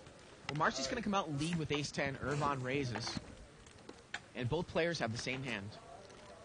Marcy's going to shut down now. That's probably I would, too. Turns a 6. And they are going to chop this one up. Yeah, Marcy's not ace-10 going against ace-10 here. There's no chance Fred Marcy is folds not in this. the hand. And the river is a jack. That's a scary card if you put your opponent on Jack 10. I mean, it's Right. one more hand you can't beat. Chop it up. And the point of that post there, I don't want to get too political, Yeah. but well taken, is the fact that if you have, and this is actually, I mean, really the way that Washington works, especially, but also in state legislatures, if you have important donors to certain campaigns, Of course. they might start a bill in committee that has no chance of getting through committee, but at least it's kind of a token gesture to somebody who's a big anti-gambling person. Exactly. I mean, if you're trying to, if you're trying to appease your right-wing voters, and supporters, or you're trying to get donors or so forth, and lobbyists. The funniest thing about some things that go on in committee there is that people can put anonymous holds on things, and the bill will never get out of there, but no one even has to say that they are the ones that are holding it. So, it's... We try not to get too political here, but hey, politically incorrect here, and oh man, don't even get me started. I like how the Brits do it, Dave. They scream at each other in Parliament, call each other names. Well, it's the way it should be done, you know? Right. I mean, come on. It's like Questions for the Prime Minister. I actually was it's like present. Thanksgiving at the Tuckman household. I actually was at 3 different times when Tony Blair was speaking. Pretty big deal for me. That is I've pretty never cool. seen the President before, but I've seen the Prime Minister 3 times. Wow. And the gallery is only maybe 100 people, too, Yeah. in the Parliament. We have a raise here by Garland with King-Queen is suited, and we're going to see 4-way action here. Now, he's in the cutoff seat, and he's flop top pair, but it's all hearts. King 7-4 all Wow, and it's hearts. a case king Wow, out there, 3 folks. people have kings. Yeah, and he is in good shape. And look at obviously. seat 5 is going to come out and bet with the ace of hearts. Garland raises. Marcy's going to make it 3 bets with King 4. She's got top and bottom man. pair. Hey, Garland's in bad shape here. Once again, he flops top And pair. look at Armin here. Is he going to get away from it? It's 3 bets cold over to him. He's got the 8 of hearts. He has a weak king. I think this is an easy fold. Easy fold. You've got to figure one of these players has a bigger heart than me, and one of these players has probably got a bigger king than me. Especially Garland, who's made a raise here on the Yeah, flop. it just doesn't make any sense. There's no way King 8 can be good Yeah. here. I'm probably drawing close to dead. But Marcy has the best hand with King 4 right now. And Garland's in terrible shape, obviously. He is drawing. He needs the king of spades or the king of clubs. And look at this. This guy's going to cap it with his draw. And can Garland get away from this now? He did. He did fold. He folded. Hey, hands it to him there. Yep. Throws it away. King Queen realized it was no good. Turns a 9. The funny thing, though, was Marcy would have done that with King Jack with no heart the same way. Seat number 5 is going to bet, and Marcy just calls this time. And the river here is a 7. Marcy gets counterfeited. And look at this. Irvan makes trip 7s on the river. He Oh, had a my. flush draw and a pair. You know, I didn't even see that. Wow. Wow. He makes 3 7s on the river. Yeah, and you know what? You can't discount that as an out. If you put somebody else on, like you put them on hearts, obviously, then you're just drawing, you need a heart with your ace of hearts. But if you put somebody on a king or even 2 pair, well, then you've got to realize that any ace is probably good, and any 7 is good. Right. You know, if you think about it there, Irvan actually had, I want to say, 3 aces, 2 other 7s, And plus 9 9 hearts. I mean, he was probably a favorite on the flop. 14 outs and 2 Yeah. cards to come, yeah. You know, why not bag it? Why not really, push that pot? No, I think with, like, say, 3, 4, 5 people in there, yeah. I mean, any time, Dave, that you think you have a hand, like an open-ended straight draw with a flush draw, and you have multi-way people in there, Yeah. you really can jam it up on the flop because you're probably 50-50 to win, but you've got 4 people calling 4 bets, so you're Yeah. increasing your odds. Well, it's one of a those plays- positive expectation. It's one of those plays. I mean, let's say I'm in the big blind, okay, and I've got pocket 3s or pocket 4s, and 8 people limp in. Right. Well, I might raise it up there just for value. You might also raise it with something like Jack 10 suited or something Yeah, like that. Yeah. But I definitely would raise it up. Let's say I'm on the button, I have Jack 10 suited, and I flop a flush draw or a straight draw, and 6 people have already called. Oh, of course. I'm raising it for value there, Of course. not just to get a free card. Right. But I'm getting 6 to 1 Say on you my had money. the nut flush draw, and there were still 6 people in the hand. You might bet the turn for value. Oh yeah, you could even, definitely. Yeah. You know, you're going to win the pot more than 1 out of 6 times. Right. You know, and the money you're getting in there is definitely worth it. Now Julie's going to raise here. She's got pocket 5. Seat 3's got jacks on the button. Look at this. Seat number 7's going to smooth call with queen jack off suit, and the button's going to 3-bet. Look at the dealers with our new blue shirts here, Dave. I like it. And again, you kind of Snazzy. see, Julie's brought it in under the gun with pocket 5s. Yeah, she's going the speed limit here. And now Nader's going to cap it with queen jack off suit. Sometimes it looks like when 3 bets, oh, we might as well just cap it, right? Why not? What's an extra $20? Throw it in there. 12 small bets here. Nader, the pre-flop Oh. capper. That's Julie's got a set of 5s. Now, that's a great flop. And a cap pot like that, you love it. And I love And she bets it, and look at this. Nader raises, and if you're arming, can you get away from it? You should have been able to, but no. Well, actually, you know what? Nader's all in for 40. And Julie's going to 3-bet. And now I think you can easily get away from jacks, but Armin's going to call. Yeah, and normally I would love that flop because you put somebody in ace-king. Right. You hope they have ace-king. Wow. Look at this, another ace. Is Armin going to pay it off all the way with jacks here? Well, he's got more outs now. He needs a jack or an ace in the river. And he is going to pay it off. He calls again. Well, at this point, do you think he's hoping for an ace? He's hoping for a jackpot, maybe. No. The river here is a 9. That's actually a good, but he's And going he to make the calls call the here whole on the way. river. Yep. You kidding me? What a pot there And for he says, Julie. he can't believe it. Like, it's impossible that somebody can get a set on him. Right. What, did he think his jacks were actually good? I mean, she 3-betted on the flop, she bet the turn, and she bet the river. How can your jacks be good?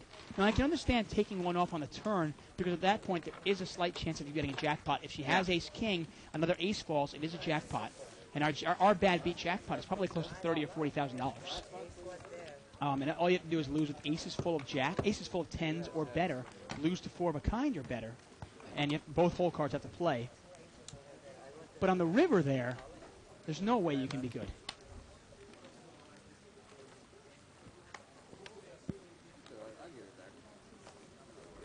Phenomenal here. Phenomenal stuff, I tell you.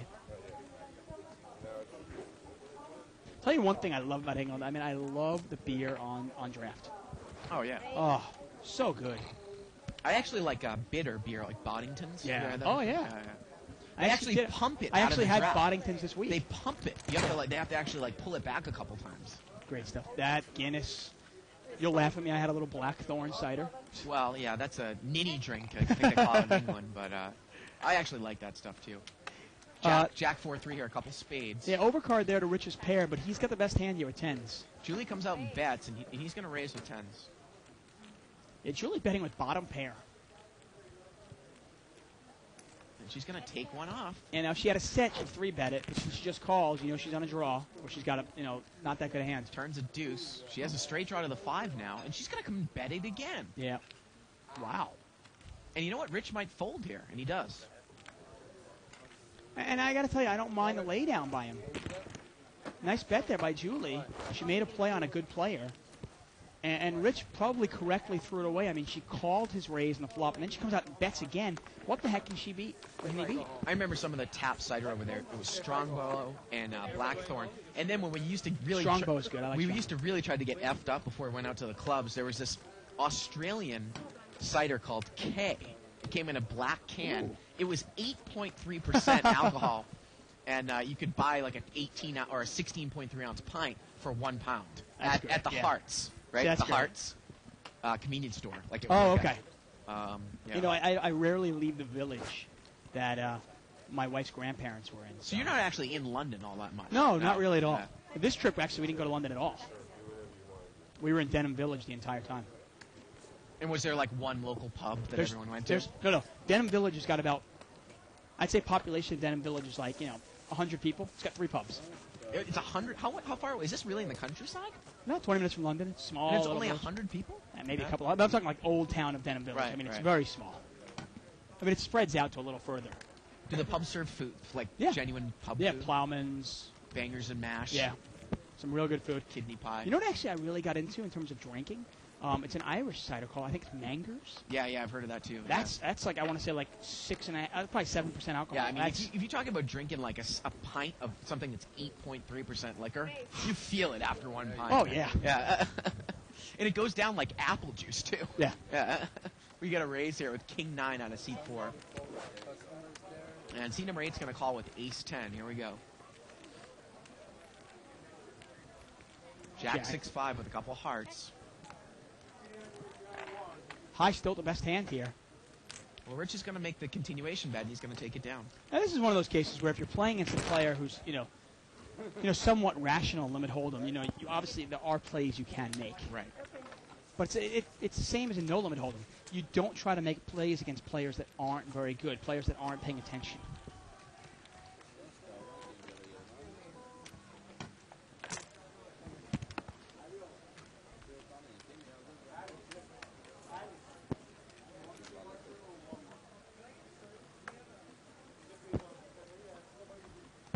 Button's going to move over here to seat 8. That's high.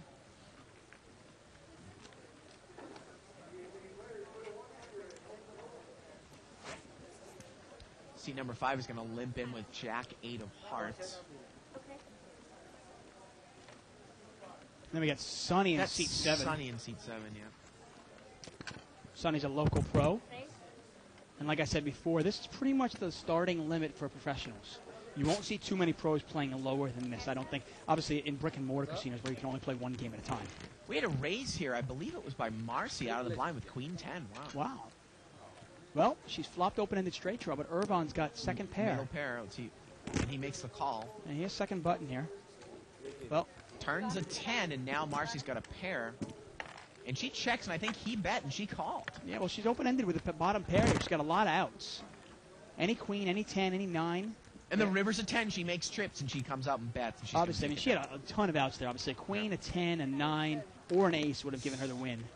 Oh, you didn't make a 7 before. Huh? I said you didn't buy a 7 before. down. Wow. And she takes it down, and Marcy's on fire. Irvan not happy. I got to tell you one thing I love about watching the Olympics this week. I really did get to enjoy watching the Olympics. Being over in England, I got to see a lot of the events live. Right, because of the time difference. Yeah, which was really exciting for I'm me. always disappointed by the Olympic coverage here in the NBC's coverage is a joke. Well, the funny thing about at least I can say at least they put stuff on CNBC and MSNBC and USA like curling that I couldn't see. But prime time, I got to say, is geared towards. I think the way that they look at it is Geared toward women? yeah, because Olympics are sports, the guys are going to watch it anyways. So we need to make it more women friendly. So that's when you'll see 20 hours of rhythmic gymnastics coverage in the Summer Olympics. Hey, if you want to wonder, You know? I actually wrote about this in my Under the Gun article, and it was almost a joke. Because I'm looking at this, it's almost a joke. Because I left the casino after I played one hand. Okay, won a pot, went home because I wanted to watch the Olympics, and ice dancing was on. Oh God. Oh, I was like, okay, I'm going back to the casino. Forget this. I was sick. I mean, I can even take figure skating where they actually do real jumps, but ice dancing is brutal. I can't. I actually like women's figure skating. I can deal with the male figure skating. It's a little broke back for me, but whatever. What are you gonna do? No, but yeah, ice dancing is just absolutely brutal. Yeah. But actually, I'd say like most of the other Winter Olympic sports are watchable, whereas there's a lot of Summer Olympic sports that I'm not really into. But the one thing I really like skeleton and bobsled. that's cool. Yeah, I can enjoy that. Biathlon too. You know, ski cross jump. country skiing and shooting. Yeah, it's pretty cool. It's cool. Yeah.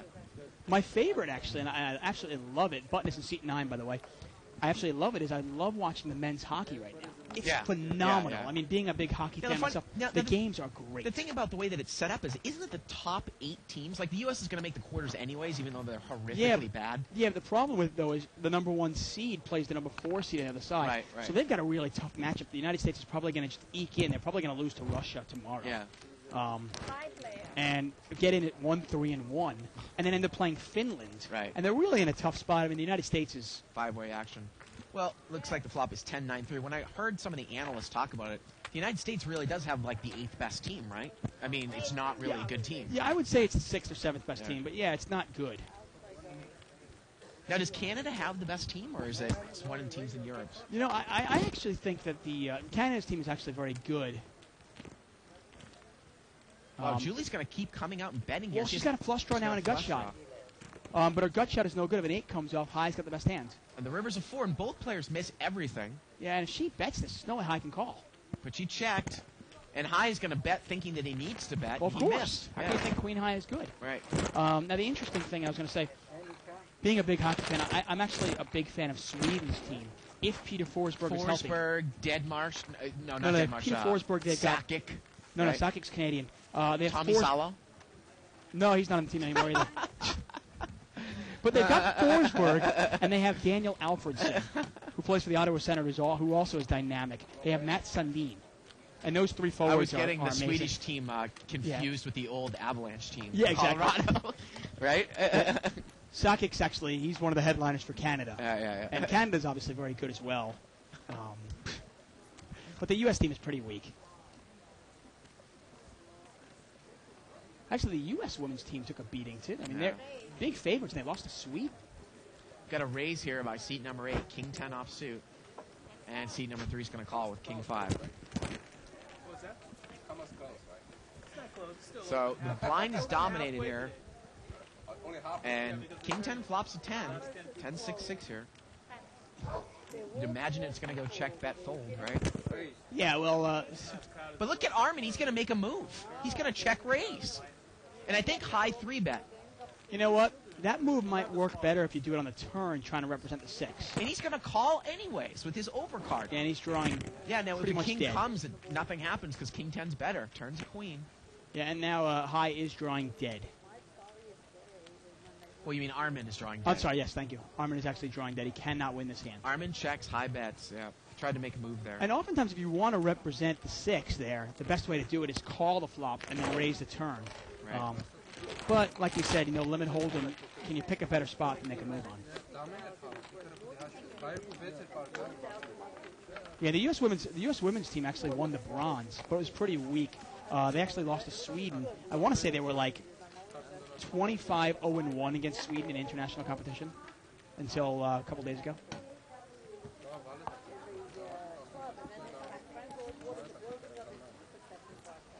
Button's going to move over here to C2. I got to tell you, though, check out curling, Dave. I think it's great. I know Isaac watches it. Anything Isaac watches is going to be exciting. Isaac actually went to a, I want to say he went to a, what was that? The arena football game. Oh, yeah? Last week. At the Staples Center? Yeah, I think so. Saw the Avengers play. Have you ever been to an arena football game? I have not. Button is in seat 3. How many people did they get in there? Like a couple, like 8,000, 9,000, something like that? They get like 8-9 people. No, I think it's probably half full. Third full? Yeah. 5,000 maybe.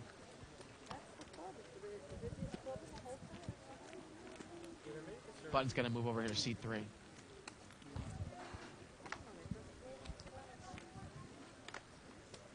Yeah, the thing about arena football is like you crash into a wall and that's out of bounds.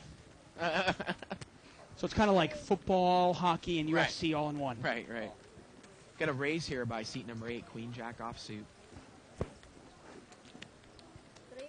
And Harmon's going to four. call with 4s. Yep, and seat 5's in there, the big blind. Now, he likes to defend his blinds. 10-7 offsuit. The flop comes all hearts. Now, Queen Jack's got the Jack of hearts. It's the highest heart. That's high. Okay, Armin still has the best hand here with 4s. Hard for him to know that, though. Once again, the flop is 8-5 deuce, all hearts. Is high going to come up and bet? He does. And I don't think Armin can call this, can he? Well, he's going to raise. I guess it's better than calling. How much you got? And high's going to put him all in. And high is actually probably a favored with 2 cards to come. He's got overcards and a flush draw here. Yeah, he's got about, you want to say, what, 15 outs? Yeah. I mean, they're pretty much 50-50 here. Hey, 51-49. Turns a heart. Now, Armin's got redraws because he makes it. Oh, and the river's a 3. He made a set on the turn. Yeah. But, I wow. guess it's the one way you don't want to hit your set there. Right. And High says, why do you raise me with nothing? Well, it was the best hand. And again, and I'll tell you another common mistake that I've been seeing, and Armin's been making it all night, is calling raises in the late position with small pocket pairs. I mean, I'll do that, Dave, if I have a raise and maybe 4 callers in between. Oh, yeah. But it's the same thing with limping in with a small pocket pair from up front. It's I just mean, the general rule with small pocket pairs for me is I want to see 5 people in the pot. You know, you're only going to remember, people always say, well, you can get you're going to hit your set 1 out of 5 times. Well, no. But you're only going to flop your set 1 out of 7.5 times. Right. So I really want 5 callers in there. And then I figure that money in there with the implied odds will make it worthwhile for me. But you've got to be able to get away from those hands when you don't hit a set. Even though I lost them. I take it. Live fish here. Not live at the back. Live fish here. Once again, if you have any questions for us, comments, concerns, criticisms, or you just want to say hi, email us at live@thebike.com. We do read them. We do appreciate them. We had a raise here by seat 8, ace, queen of diamonds. He's going to get called in 3 spots. 4-way action here. So it's $160 to the flop.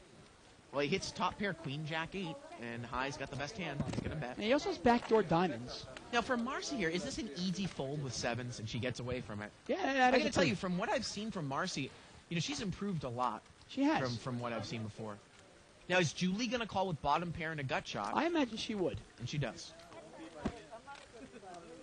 Now, she actually could catch a 9, a 10, or an 8 would improve her hand. Turns a 6. That's no help there. Look at this. She's going to come out and bet, though. Yeah. And if you're high, I think I would raise here, and he does. Yeah, well, this is a great case to raise this, and if you don't get improvement, you just check the river, maybe? Well, let's see what comes on the river first. Right. I mean, she didn't 3-bet me. Oh. The river's a 9. She makes a straight. And look at this. She checked it, Dave. How do you check the straight? And he checks behind her. Good she check checked there. the made straight. She checked it. Wow. And you know what? By raising, Maybe she actually she checked blind Yeah. on the river. Yeah. And you know what's interesting there? By raising the turn there, he either loses the minimum or makes the maximum. If a card comes off on the river that scares him, Right. he can check. And if a card comes off that doesn't scare him, obviously he can bet and make the maximum. Let's take a look at the chip count here.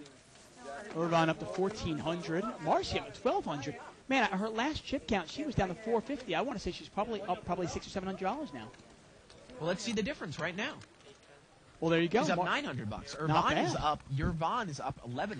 I tell you, I went away for a week and looked at the technology we've got. Oh, this going. is actually your newest. You've never seen this before, right? I saw it last week, for one day.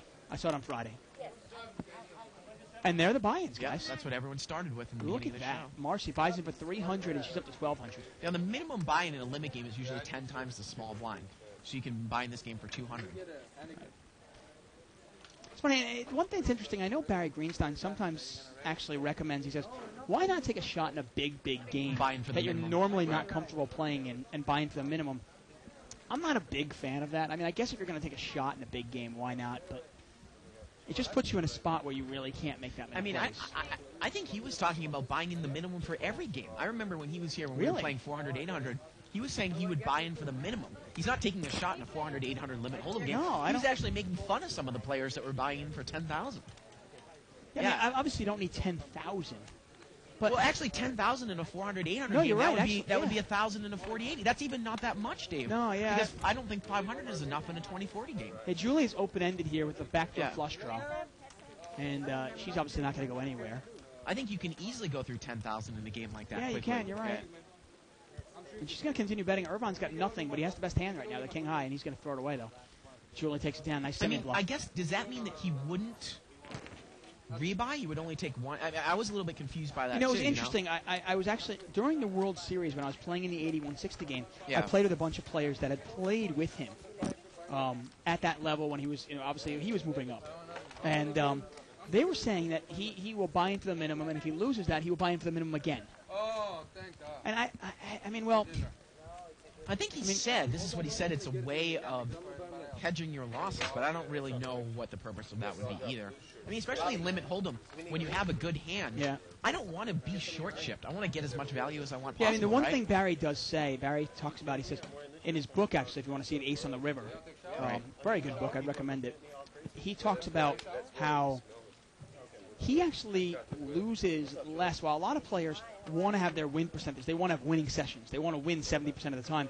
He doesn't really care about that. He actually says that he might only win 40% of his sessions, actually, or 45% of his sessions, but his wins are a lot bigger than his losses. And maybe that's his point. He hedging his losses on his bad days. Seat 5 raised here with pocket threes. Julie, she made a cold call on the button with Jack 5 of clubs. She really loves those suited cards, Dave. Blind is in there with Jack 10. Well, aren't you gonna flop a flush like 50% of the time? Now, High's got over cards and a gut shot here, and it hits the 8. Well, no one else shares the 10. I mean, it's funny. People actually think with suited cards, they think they're going to get a flush they think they should get a flush 30 or 40% of the Look at time. this. The turn's a deuce. Irvan bet, and he's got the best hand. He bets again on the turn. And Julie continues to call with a gut shot. And High High just calls. High's got Jack 10. And look at, and Julie's got Jack 5, but she's out of there, and the river's a queen. And Irvan's going to bet again with Well, he probably threes. thinks he has to. And if you're high there, here's the other thing, too. On the turn, he said, I check blind. Why would you check blind if you're on a draw? Yeah, It doesn't make any sense to me. Yeah, I'm not a big fan of the check blind Yeah. thing. I mean, if you're going to be in there with Jack 10 there, why not make a move on it? See if you can get somebody off of pocket Yeah. threes. You know, if he had check raised the turn, it would have been difficult for them to call. Of course. Again, you can email us at liveatthebike.com, questions, comments, suggestions. Check out the lapokerscene.com or click on the right-hand side of your screen. Register, use the deposit code 5X500K, and you get 5 free entries into first stage tournaments. Win one of those, you get into the finals for a $500,000 free roll in October. Wow, pretty cool. $500,000 free roll. 4-way action here. And why am I all excited about a $200,000 free roll we're doing on Wednesday then? I thought it was 400,000. No, just 2. Queen 5 queen here, and seed 8's got trip queens high on the button. Imagine wow, he linked in with Queen 7 offsuit on the button. And look at this, he's going to slow play it here, Dave. I don't know why. Turns a jack. Is anyone going to try to bet now? So that's a missed bet, probably on the flop. Some people call with anything. You never know. Now See, nobody's 5 gonna is in call. the hand. We can't see what he has. But he's going to call. He makes the call. Only assume that maybe he has a jack here. Well, the river's a 3. And Irvan's made a backdoor flush. He picked up a diamond draw on the turn. Well, there you go. And there you go. By not betting the queen, High's going to lose the hand. Yeah, and you know what? And look at this. Is he going to... And wow, look at this. High is going to raise And it up. Irvan's going to re-raise. Oh, man. And backdoor flush is good. 3 of diamonds on the river. Wow. Man, awful lot of money lost there. And that's one of those cases where High probably should have won a small pot. Instead, he lost a big pot. I mean, you got to look at the flop there. It's Queen, Queen 5, Rainbow. If you don't bet that, I can understand, hey, if I have Queen 5, yeah, you can check it. But you've got Queen 7 there. You let your Vaughn get there, and he does. Yeah, I was referring to the World Poker Tour Invitational. Obviously, it's a $200,000 free roll. First place is $100,000. And I was actually considering, I wanted to talk to you about it. In terms of strategy of playing that game, where normally, you might play it differently, but in an invitational here, where it's a free roll, only the top 6 spots get paid. So I think you've really got to gamble it up a little bit. You and want get to chips. swap some percentage, like 5%? Me and you? No. Yeah. I'm giving 5%. I've already said I'm giving 5% to the Live at the Bike crew. Oh, I see. It's true. You give both ends. A little email here with by DJ Lee about ice dancing. Says that they have celebrity ice dancing on primetime TV in the UK. Good Lord. Well, that means if it's on TV in the UK, it'll probably be here soon. Why not? Oh yeah, we have the same type of show here, don't we? Yeah, Dancing with the Stars or something Yeah. like that. Yeah. Well, basically, all the great shows that are here, probably half of them come from England. I know that Who Wants to Be a Millionaire, when that had that big success back in the 90s, late 90s, that was A lot pretty of those good. shows, yeah. Trading Places, all those little shows, they all originated in England. I long for the days of Benny Hill. That was good TV. Limped around here, 5-way action.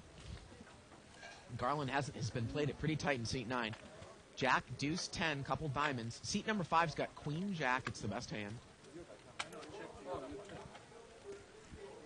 Any check? Oh, excuse me. Seat 6 does. There you go. Julie's going to bet. And, High is going to take one off with the bottom end of a gut shot to the 8.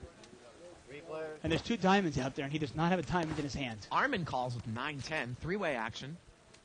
Turn is an 8, and he hits it. 7-9 gets rewarded with 2 diamonds on the flop.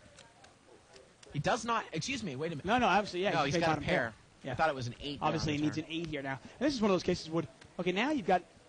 Now, if an 8 comes off, it would give anybody with a queen a straight. Can you really call? But look at this. Armin's made 2 pair, and he's going to check raise. Now, Julie's got top pair, but she's open-ended. She's going to call. Of course. And a high better And get... High's still calling. And high is almost... I mean, he's in terrible shape here. Like you said, if an 8 comes, it's no good. Yeah, he needs a 7 or a 9. Actually, no, he needs a 9, and only a 9. And the river's a 6, and 9 wouldn't do it because Armin would make a full house. He was drawing dead. Oh, thank you. I was trying to think of a hand that high would make there. 10s and 9s, and Armin does not bet the river. And another probably at least 1 or 2 bets that he would have made on the river. Yeah, if somebody has 2 pair beat there on the turn, they're going to let you know about it. Right. You know that Julie would have called there with Queen Jack. Oh, on of the river. course. Who knows? High might have overcalled with a pair of 9s. High was drawing dead on the turn. Yeah, I was trying to figure out a way for Yeah. him to win the pot, and there was no way for him to win it. We've got about an hour left in the show. My chips are Dorito. You want a chip? Again, you can email us at liveatthebike.com. It's on me. That's a pretty ugly hat there. Do the Raiders have a head coach yet? Did you see my flash? I mean, are they the only NFL team with still out of head coach? Did you see my flash? I mean, I know they went without a head coach for like a month or something. I mean, it's ridiculous. We had a raise here by, I believe. Now look at this. Is that Bud coming into the game in seat 7? That's going to add some action, Dave. Oh, yeah. Bud in seat 7. 4-way action here. Ace 10-7 here. And Marcy's got- and that's actually Sonny in seat 1. He's got top and bottom. He cold called a raise with ace 7 of clubs. That's surprising. The other funny thing is that I see props. He's going to bet and he's going to take it down. So we've got Bud in seat 7 now and Sonny in seat 1.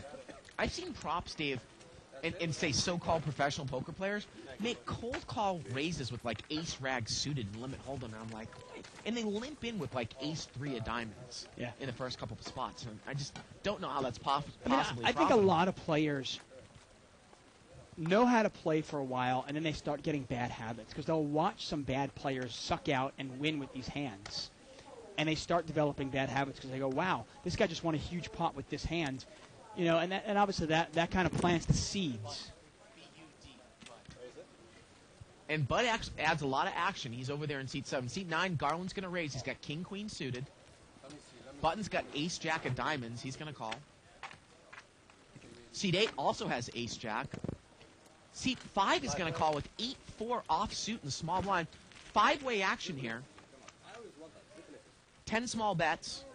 Jack 5-7. 2 players have ace, jack. High and Armin both have ace jack here. Jack 5-7 on the flop. And High is going to bet. Garland folds. Now let's see if Armin's going to raise with the ace jack. He does. Now seat number 5's got 8-4 offsuit. He's got a gut shot, and he's going to make the call. And we're going to see 3-way action here. Bud is not in the hand. The turn's a 4. Yervon makes a pair now. He can catch a 6 and 8. High's going to come out and bet now. Arman raised him on the flop, and High came out and bet the turn, and Arman's going to raise again now. So he raised him on the flop, and now he's raised him on the turn. And High calls, and this one's going to get chopped up if it goes to showdown. Here we go to the river. The river's a 6, and 8-4 would have made the straight.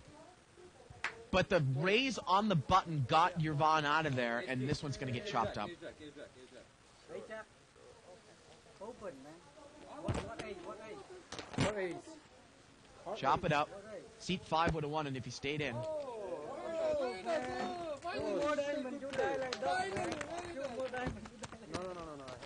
Yeah, that's right. You know, Dave actually said, you know, the Raiders actually rehired their coach. I think it was the first black coach in the NFL, and he was in the late 80s.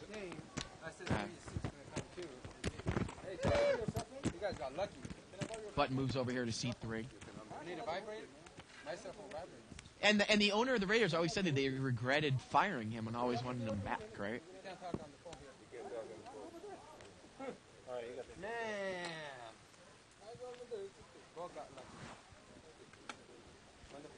So they're going to chop that one up, and the button's going to move over to seat 4.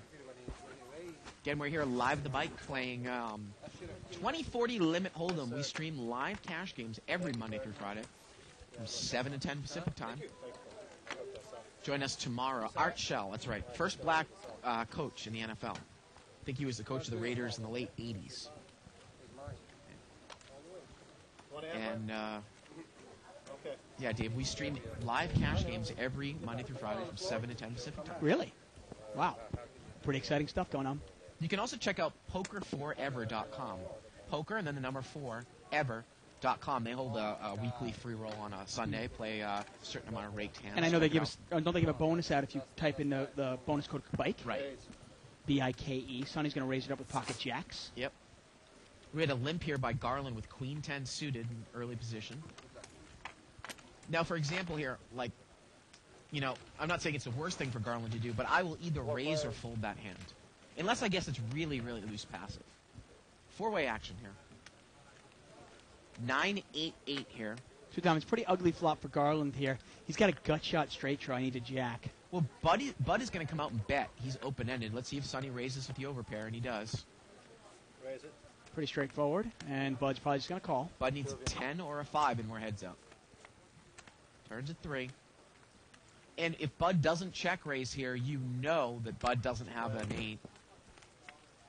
And the river's a king. And this will probably go. No, I was surprised Sonny didn't bet the river. I would bet the river. To me, there. that's definitely a lost bet there. Right. Now, obviously, Bud's not going to pay him off anyway. But Bud, if Bud's got an 8 there, he's going to show it to you. A 9, you mean? I'm sorry. Yeah, no, but I'm saying if he's got an 8, he's going to show that to you. You're going to know it. You'll hear from him on the turn. Right, and you could get a call with a 9, obviously. Definitely. Now, the only thing you can possibly lose to there is if you backed into, if you had a king high flush draw, you know. Yeah, I mean, you know what? Bud's probably And more often than that, he's going to come out and bet the river there, exactly. too. He'd probably you know? bet that. I mean, Yeah. knowing Bud. Yeah. And Sonny does know Bud. He's right there, and I asked him, "Do you want a hand?" He said, "Yes." Another cool thing that's going to be happening here. I'm actually going to be interviewed by Scott Huff over at cardplayer.com. Look at Garland here. He's going to fold Jack 10 of clubs to To a raise. Okay, easy enough. Oh, you're going to be on the Card Player well, podcast? there's a yeah, they have the circuit now, and Scott Huff, who wrote that really nice article about us about 6 months ago, has been doing it with Mike Matisow. Right. And he's been interviewing a lot of poker pros. I And actually so forth. listened to them last night, of course, because Liz Lou was on the show. 843 here. Unfortunately, it's a couple radio show and not visual. Yeah, I'll be looking forward to. I was trying to actually go over and say hi to Liz on Friday, but I couldn't find her. We get a bet here by High with seat number 8. We'll have to invite her on the show. Absolutely. Yeah. Now Yervon's got top pair here with a 9, turns a 6. Well, Julie has now picked up a gut shot. Bud has a Actually, pair she's and a open-ended. straight I'm draw. sorry. Bud has a pair and a straight draw here. A bet and a call and a call. Yeah, Yervon's still the best hand here. He's got to dodge some cards, though. Yep. Here we go to the river. Oh. River is a 7. Julie makes a straight and Bud makes 2 pair. Now, you imagine Julie's probably wow. Wow, she didn't bet it? Bud is going to bet a call, and is Julie going to check raise now? Well, it is the third spade. Wow, and she's going to check raise and Wow. can. Now Bud's probably going to call this, and you imagine Yvonne is probably going to throw it away. No, Bud No. isn't even going to call it. Wow. Okay. Anytime you get check raise on the river, Dave, No, it's I definitely am an advocate for throwing that away. I'm just surprised that he did. And is Yvonne going to call? I mean, is there any? I mean, could she possibly be check raising with something worse than top pair? I mean, is there any chance that 8-9 is good here? I mean, remember, she's check raised 2 players. well, he's going On to the make river. the call, Yeah. and she's going to take it down with a straight. And in actuality, I would think with that move that she made some sort of backdoor spades. Yeah. Because you would think someone would come out and bet with a 5 there. I mean, Julie actually made the maximum on that hand, and it's an interesting way to play it. I mean, I probably would have bet the river and gotten called in both spots, and that would have been the end of it. Wow. Yeah, anyway, so Scott Huff and Mike Matusow do that show called The Circuit, which is a radio show, and I saw him last night, and hopefully we're actually going to get him on the show. We're going to do a little interview with him here, Right. and he'll interview us for his show. So if you want to check that out, you can go to cardplayer.com, and I think it's called The Circuit. On Wednesday or Thursday or something like that? Yeah, I guess he's probably going to interview us this week. Yep. Hopefully after one of us win the invitation. Right. Right. Button moves over here to seat 6. Well, I only play cards, right? I think we play something else. Well, I'd love to go back and forth with Matusow. Oh, yeah. I was talking to Scott about it, and he said that Mike is, he doesn't like to give up the spotlight to anybody else. I have listened to The Circuit several times, though. So it is and he said Mike is interesting. it's difficult to be with him. He tries to get other poker pros on there. Oh, because other poker pros won't come on there with him on there. No, it's Scott's show. Yeah. And it's Scott with somebody else. Right. And he's trying to get somebody else besides Mike once in a while. Because Mike has such a big personality, so to Right. speak. We had a raise here by seat 4 with ace-king offsuit. That's where he's played it pretty tight. 4-way action, double-size bet, raggy flop, 9-8-6. Misses everyone. Yeah, well, seat 5's got an open-ended straight draw. And he's And going he's to raise going it. to raise with Jack-10. He's got overcards and an open-ended straight draw. Now, this is one of those cases I don't mind it. I wouldn't want to raise if I had the bottom end. Now look at Julie. She calls 2 bets cold with overcards and a gut shot that turns a 3. And ace-king is still good here. Yeah, but he can't like his hand there. And Julie calls again. Yep. And you know what? If Yvonne misses this, Julie's going to win the pot. Well, you got to think that Yvonne's going to continue to bet, and it misses everyone with a 6. He's going to bet, and I don't think Julie's going to call. Well, a nice aggressive play, and that's one of those times where I really like raising with your draw. And one of the reasons you raise with your draw there is if you miss, you can still win the hand.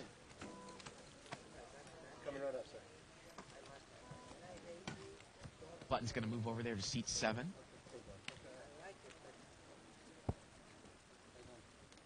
That's Bud. Get an email here from Sam Chang here. He's commented on online poker. And I'll read it to you in 1 second, everybody. And Yvonne's on fire. He's got pocket kings now. Wow.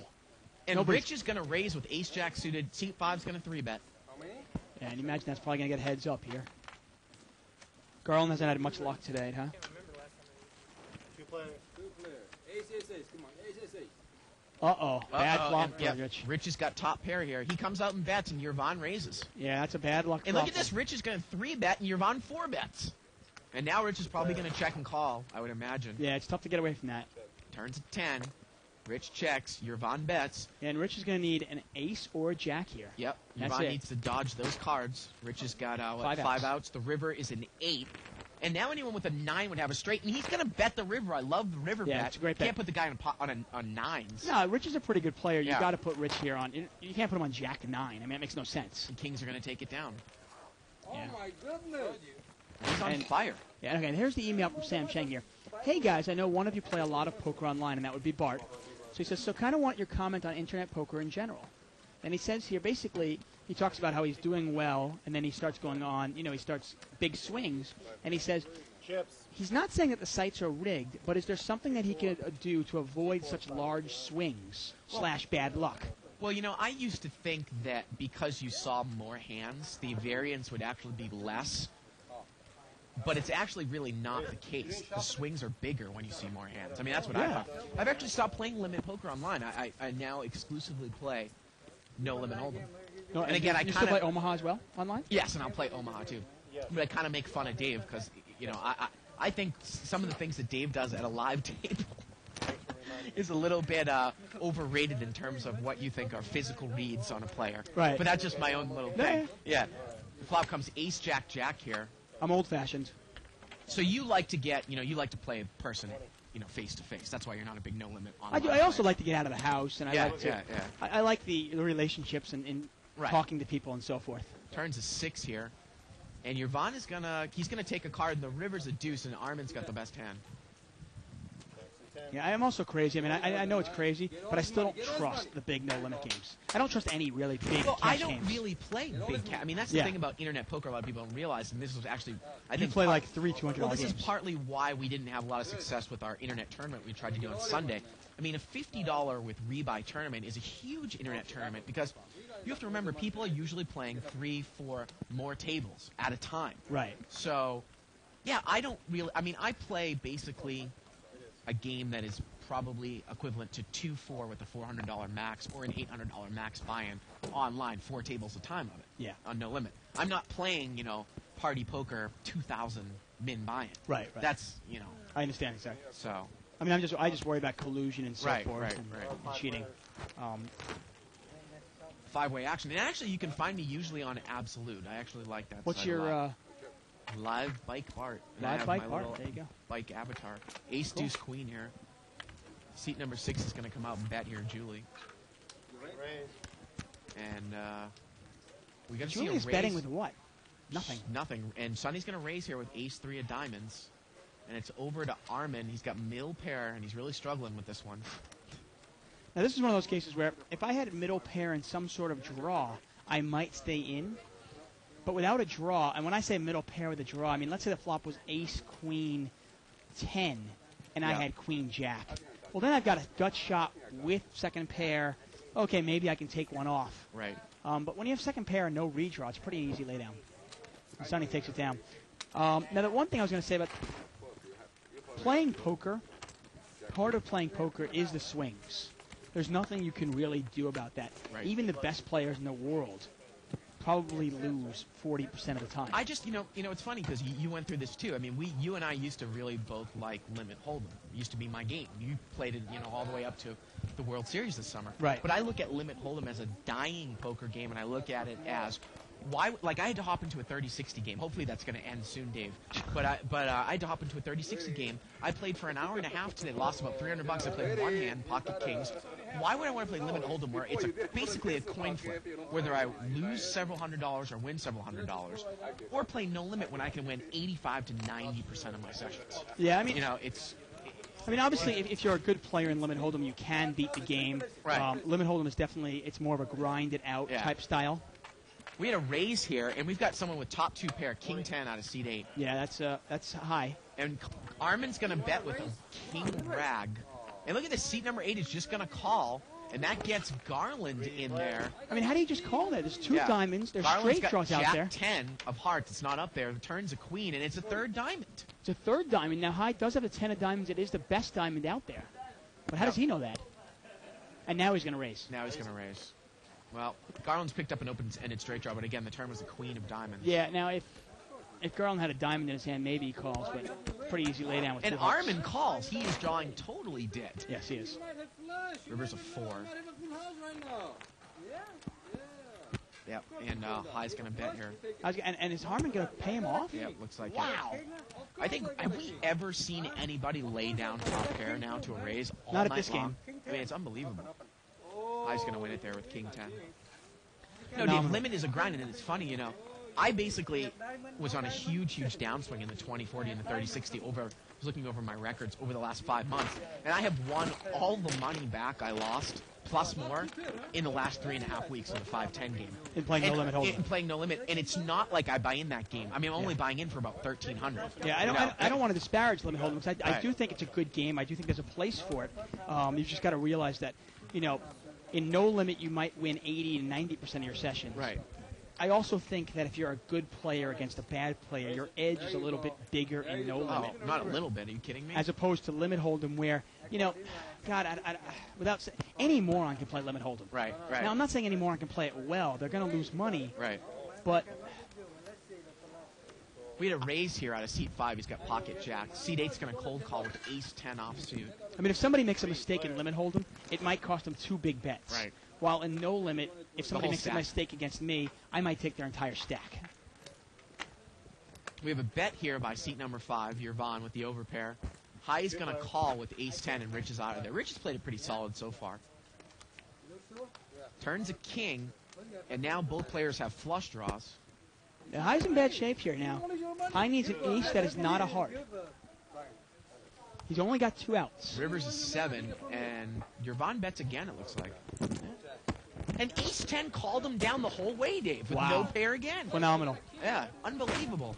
River was a 7 of diamonds. Yeah, and Yervon is on absolute fire here.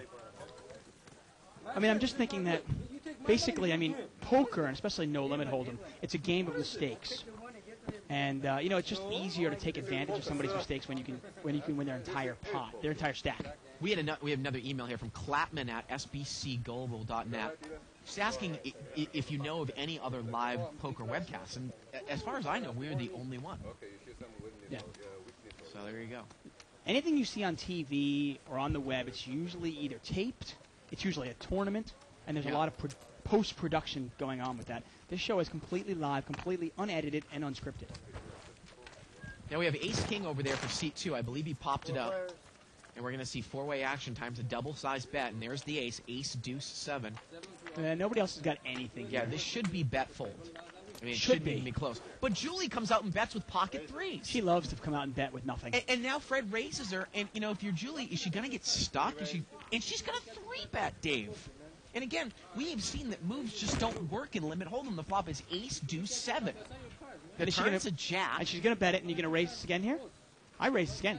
No, he's just going to call. Maybe she figures she's got a set or something. If she checks the river, I bet for sure, though. Yeah. Oh, she's going to bet again. I was thinking maybe you raise the turn, Yeah. and then if she doesn't 3-bet you, maybe you can decide what to do on the river. Now, the thing that what Fred just did there is Fred actually showed the hand, made the call, and he showed the hand, and no one actually got to see Julie the fact that she had 3s. Right, he called and showed right away. Yep. Now, the other point I'll make about no limit as opposed to limit hold'em. Oh, actually, let me. I'm sorry. What's that? Lost my train of thought there Oh, for a second. you just totally lost your I train of did. thought. I just completely lost my train of thought. It's like, wow. Did you make your way over to Amsterdam on this trip, Dave? I didn't. I should have. That's probably the problem. I tell you, 10 days away from the booth, and you jump back in, you're like, my mind's like boggling here. Oh, okay. This is my point. No limit hold'em. Okay. Limped around 4-way action here. Pot is $80, folks. Flop is Jack, King 4, Rainbow, and seat 5. Armin's got top pair. I'm sorry, Yervon. He's got top pair.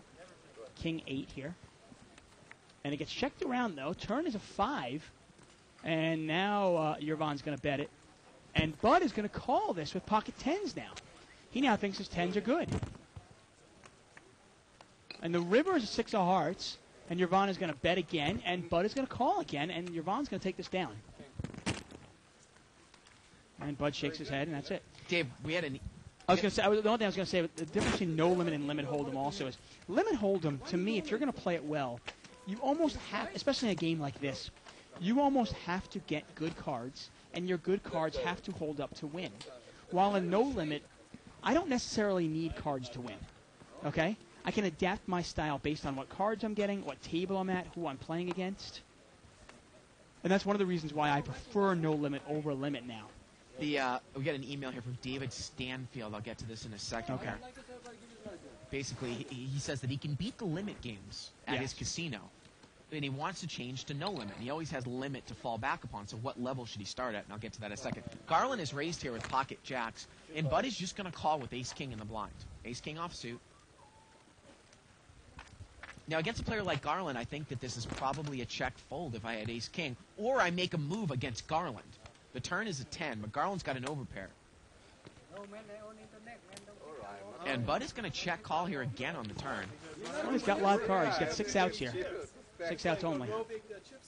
Did not come. Now, is he going to call Garland off now? And Again? good bet by And he Garland. does. He makes the call with ace-king. Again and again, we see people make a call with the nut-no pair Yeah. on the river. Kind of shows you do not bluff. Wow. Amazing. So he talked about what levels he should start at in No Limit Hold'em, and the only thing I can say about that is, obviously play at a level that you're comfortable with, but you have to recognize the restricted structure of the smaller buy-in no limit games. And what I mean by that is, you've got to recognize that a game is going to play a lot differently if you only get 35 to 40 times the big blind versus a game that's going to play if you get 100 times the big blind, or the game is unrestricted. I mean, I really think that the 100 and 200 games that are commonly spread at casinos that only give you under 50x the big blind play more like limit games. Yeah, I mean, It's almost pretty much just it's a good ABC. way. It's a good way to learn the game to start Right. off. Right. Obviously. Just to further your point, you were saying in terms of playing a game that you're comfortable with. But I almost want to say, play a game you're comfortable with, but not too comfortable. You know, you don't want to just donk off your chips because you're so comfortable. You can just Right, you play, start talking about like moving down. play like yeah. a maniac, right? Well, which we often see Mo do in the smaller games. Yeah. Ace 10-10 here with a couple spades. An obvious leak in his play. Armin actually raised it up with King Jack. He's got a gut shot. He's going to make the continuation bet. And that should get it done here. I mean, nobody's got yeah. anything. Yeah. Get my money, you take it. Yeah, and he does. Takes down. I don't have a 10, I Um, only you- got an ace. Come on. Obviously, I mean, if you're first playing No Limit Hold'em, I wouldn't recommend jumping into, say, a 10-20 game, and buying $4,000. I think 100 times the big blind is actually an adequate amount Yeah. to kind of control your losses. Is a good starting amount. I actually buy in for anywhere between 1,300 and 1,500 in the 500 game, Yeah. which is 510. I think you actually usually buy in for less than that, but I like 1,300 as my number. For the 5-10 game. Yeah, yeah, Yeah, I'll buy in, depending on the game, I'll buy in anywhere from 1,000 to, say, 1,500. yeah. And if it's a $1,000 game, 10-20 blinds, I'll buy in anywhere from, Right. say, 1,400 to 2,000. Got a raise Sometimes here by more. seat number 5 with pocket deuces. Now, Julie, again, kind of a little mistake. She's going to cold call with 4-5 of clubs. Obviously, a hand you can call with in no limit, but limit, the odds just aren't there. Right. Three-way action. We're talking there. about implied odds there, Right. folks. Well, she's got the best hand here. She's got middle pair. And look at this. Fred comes out and bets. Your Vaughn calls, and Julie calls. Turns a 3, and Well- Fred's now going to check. And now seat 5's going to bet. Now, Julia's got an open-ended... Oh, no. Yeah, No, she's got middle. no, she's got still middle pair. Okay. And now she's going to raise. Wow. And let's see if she checks the river behind him. See if she uses this move. Your Vaughn call. Let's see if she checks the river. Well, she's made top 2. Well, she actually made 2 pair. And now your Vaughn's going to bet, and Julie's going to raise again. Wow. She's got 4s and 5s. And can your Vaughn call here? He makes a call with pocket deuces. I mean, that's phenomenal. I know. mean, the interesting thing is I can't believe she raised that because she can't beat an 8. Any 8, that is. She can't beat any 8 on the river. No. Yeah, that's amazing to me. I mean, her 2 pair, obviously, she's got 5s and 4s. But if somebody has 9-8 there, they've got 8s and 3s, which obviously are better. Another raise before fly by raise with second pair on a 10. Wow, what a guts. That's what he said there. Yeah. She's got some guts there. Well, she raised the best hand twice. She certainly made the maximum there. Now, there was a comment on the thread here by Baron Vangor Toth regarding, in a very loose passive game, you can limp in with pocket pairs, suited connectors, ace X suited. Well, that's true, but we've said that this game's loose, but it's not necessarily passive. We haven't seen many pots that are just limped around, have Yeah, I we? mean, I don't mind. I mean, just in contrast to your play, I mean, I don't mind limping in if in late position if 2 or 3 people are in there. In late position, but I'm talking Right. about under the gun. I see it so Yeah. often. I mean, same thing I'll say in limit hold'em as I do in no limit hold'em. I look for excuses not to play hands in early position, and I look for excuses to play hands in late position. Garland's got Jack 9 here. He bets out, and he's going to take it down there. Every money that in front of you. You had a king and a jack. I like Baron Vanger Toth's say. He said the way to avoid big swings online, play better. Right. Obviously, you've got to realize, though, whether you're playing, no matter where you're playing, though, whether you're playing online, whether you're playing a brick-and-mortar casino, swings are a part of the game. Some of the best players in the world talk about where they just, they just did not, they lost over a 2 or 3 month period. Now, Baron Vanger Toth also says that, he says, Bart, please you don't really believe that limit hold'em's a coin flip. whether you win or lose a few $100s. He's right, but the nature of what we do, Dave, as props, it really is. Well- because we can play 1 or 2 rounds. Right, well, and it really hurt. And it's a little bit psychological. Right. I think your statement is misunderstood because he says good play is rewarded over time, regardless if you're playing no limit or limit, and Right. that's the true statement. Is there, when you're saying that it's a coin flip in any given session, Right. it's somewhat of a coin flip. Right. Yes, of course. Right. You know, the best players in the world will admit to that. They'll say, hey, poker is there's a huge amount of luck in any one given moment in poker. But over the long run, there's very little luck. I still would rather take an 85% advantage over a 55% advantage long term. I'm sorry. And I think the best limit hold'em players might be able to push that to high 50s, 60. But I can't imagine more than that. Well, I mean, not to tout myself, I will say, when I was playing no limit hold'em exclusively, I mean, I'm saying 90, 95% of the time, I was beating the game about 65, 66% of the time. But still, not as well as I'm beating the game Right. in terms of money-wise in no limit. Right. 2 players. Ace 9-4 here with a couple diamonds. King Jack and Queen Jack. And neither player has anything. The turns is 7. $40, 40. And now Queen Jack is going to bet here. And Bud folds.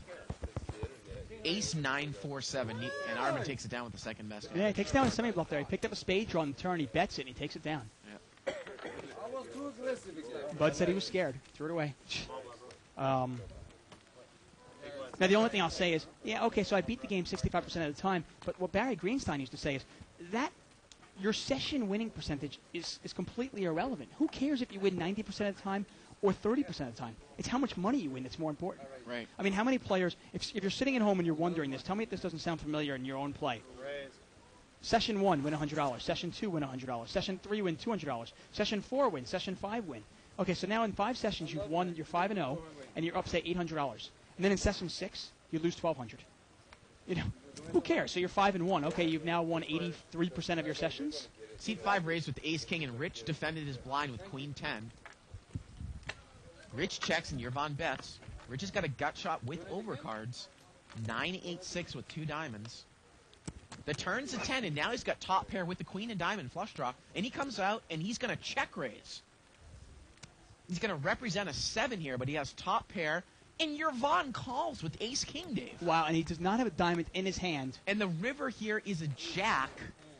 And Rich Rich is going gets to there. bet. Well, Yeah, Rich makes a straight. Yeah, he had the best hand already, but I mean, Yervon needed to catch an ace or a king that wasn't a diamond on the river. yeah. Really, really drawing thin. Sometimes you just got to get away from that ace-king there. But, I mean, I know so many players, and I'm talking about pretty good poker players, who will win 8 out of 10 sessions, or even 9 out of, 13 out of 15 sessions, but be a net loser for those 15 sessions. And that's money management. And then you've got to realize that, obviously, it doesn't really make a difference whether, okay, so you go home a winner. Who cares? We're going to set up something different for you, sir. You're going to have one in 5 minutes.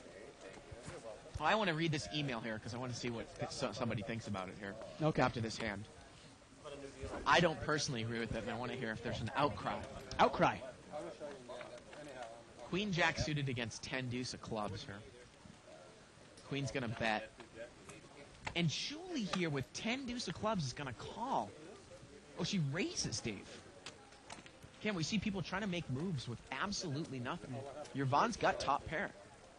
And he calls. Yeah, Julia's got what, runner straight possibility and a backdoor flush draw? Turns a jack. Now Yervon's got top 2, but she's open-ended now. Yeah. She might catch runner straight here. And she raises, and Yervon re-raises. She raises the turn. I didn't realize she was such a nut. She's crazy. I mean, I don't mean that personally. I mean, her play is Her just... play is full of moves, yeah. Yeah, I mean, she is just crazy aggressive player here. Yeah. And I mean that as a compliment. Well, she's got an open-ended straight draw. Here we go to the river. The river's a 10, Wow. but that's no help. Now, do you check this if you're Yervon? No, Check call? He bet. Okay. He bet. And this Sometimes- pot is once again pretty big here. Now, this might be a case where I might check to induce a bluff or check to keep my losses at a minimum. Is she gonna? And she just calls. That is unbelievable. All right, let me read this email here from Go ahead. Dwayne Lewis. About what you said about no limit online poker, where you win most of your hands, I completely disagree. I played for a couple of years, and lately, no matter what I push all in with, or what I may have, it seems people call them the matter of the pot odds and the money amounts. And in a result, me personally, I lose to the stupidest things. Online poker supposedly runs and swings, but I've talked to hundreds of people, and all of them lose always online. Usually there's a couple of winners when playing poker, but I hear of none. Online just seems so amazing. Stuff happens there 20 times a day that you wouldn't ever see in a live game. It might just be my bad luck, but honestly, online poker is not the way to go. Rake is too high for the amount of hands you play, and everyone ends up losing. If you play online, sit and goes are the only things to play. Well, I'd love to hear what some of the internet pros that watch our show have to say about that. Ace King 7 here. Top pair for Rich here. He's got the best hand here. Julie with the second pair. You know she's not going to go anywhere. Yvonne with nines, and he's going to stay in there too, and he gets called around. And turn is a 4 of hearts, and Rich is probably going to continue betting. Well, actually, this time, wow, she's going to come out and bet her king-queen.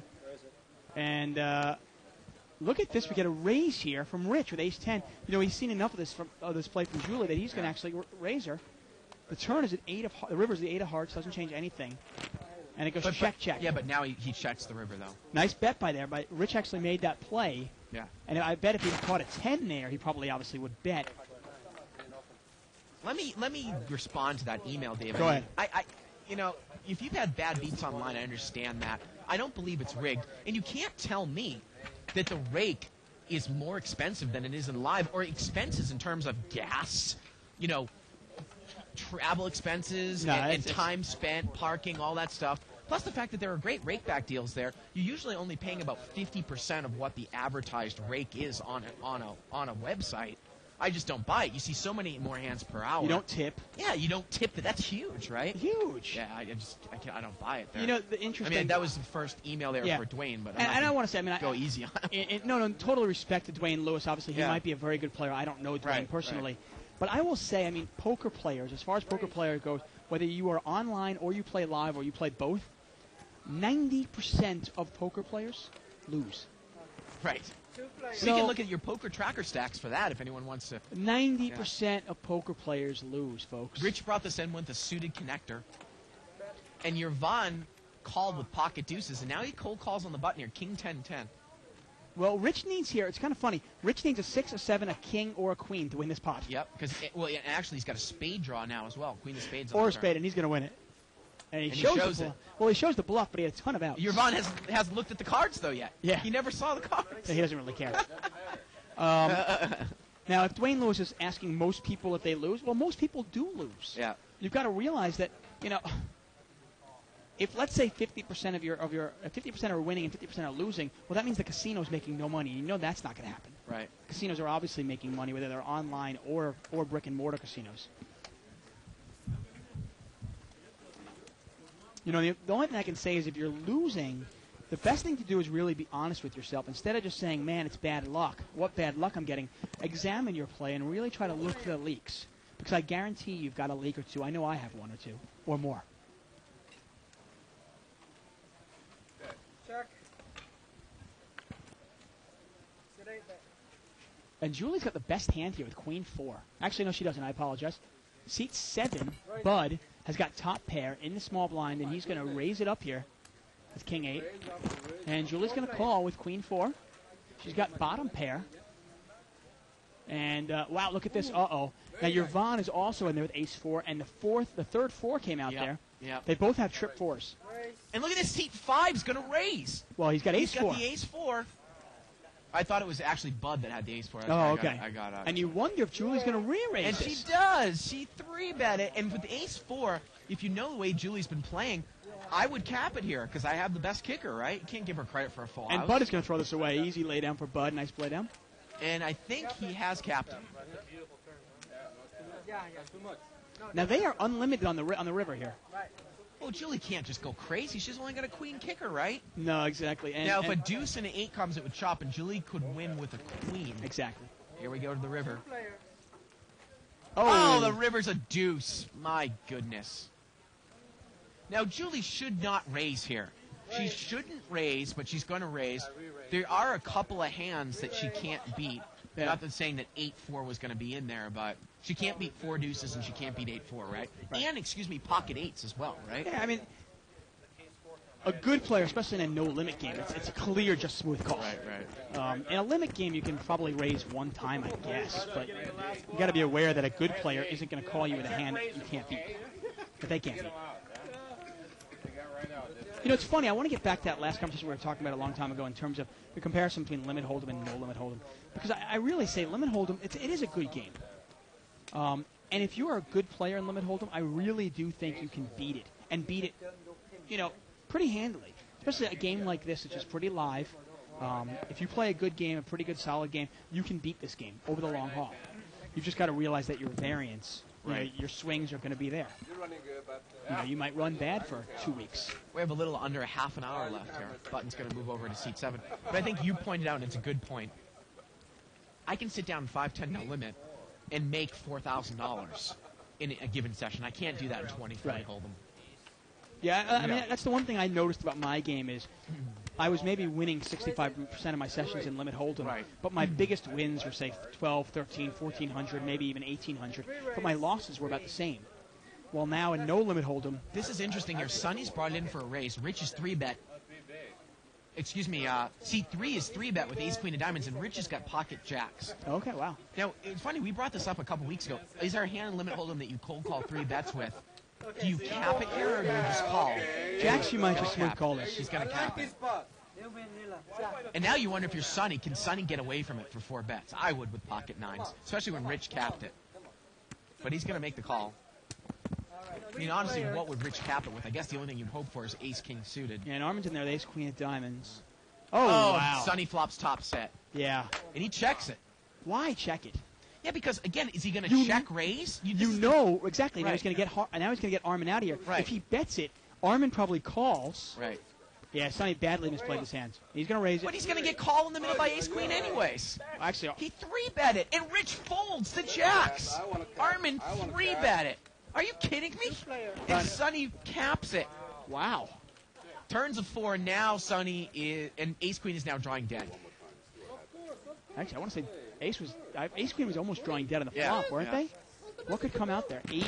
Yeah, actually, 10. River's a 10 here. Is he going to call it down with ace-queen, Dave? He called it with ace-queen. You know, it's odd.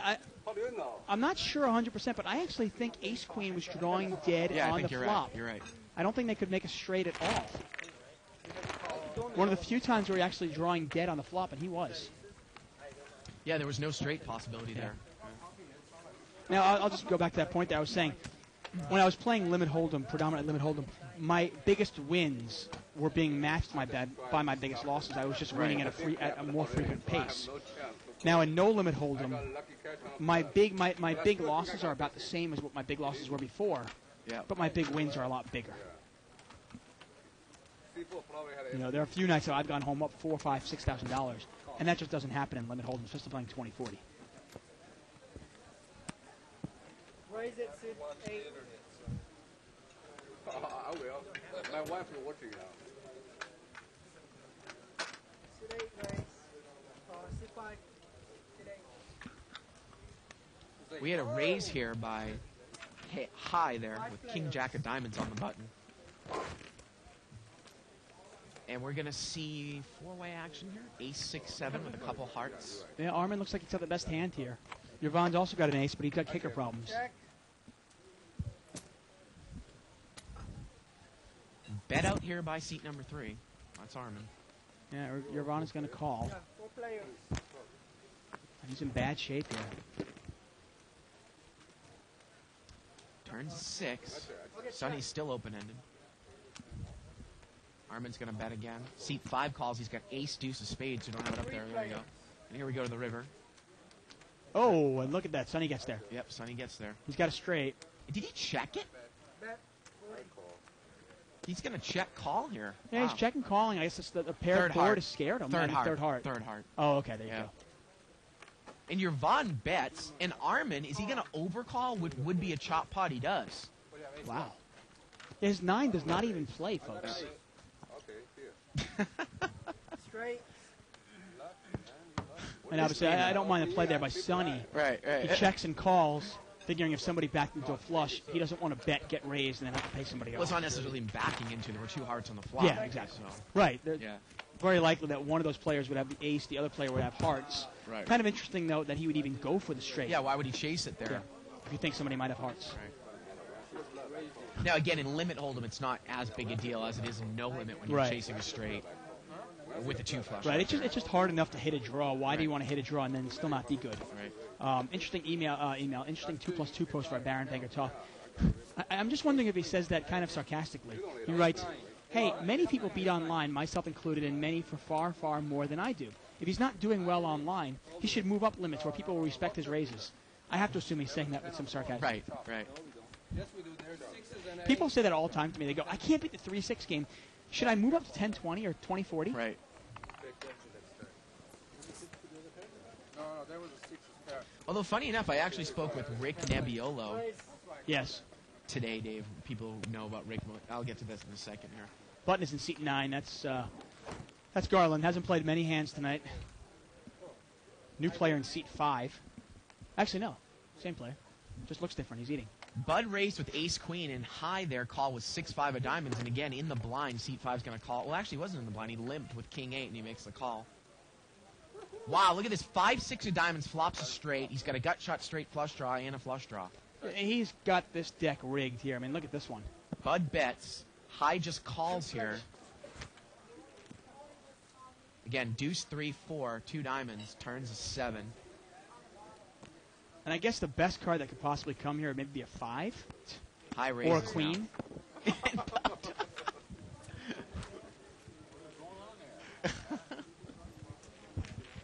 And Bud is furious. Yeah. How could ace-queen possibly lose? It's funny, I was speaking with Rick Nebbiolo, and he was talking about how he almost exclusively now, online, Yeah. plays like low-level, say 5 or 6 sit-and-goes, $20 sit-and-goes at a time, tries to play, maybe 10 to 12, $20 sit-and-goes per hour, because there are some mathematical things that people miss out at. What is 100% the correct play, like in certain situations when you're in the small blind, to push with any 2 cards against the big blind. In terms Right. of fold equity versus what the amount of that's in the pot. I can buy that. Yeah.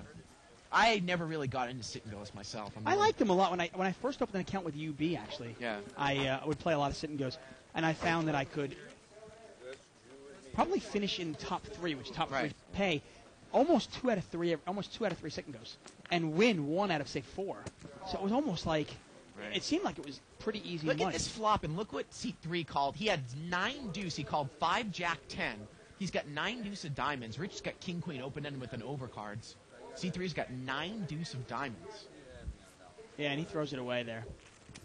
If I get a high card, And Ronnie didn't even get it up there because he didn't think our card statistician didn't even get up there. He just assumed that the 9 deuce wouldn't be in the hand. Right.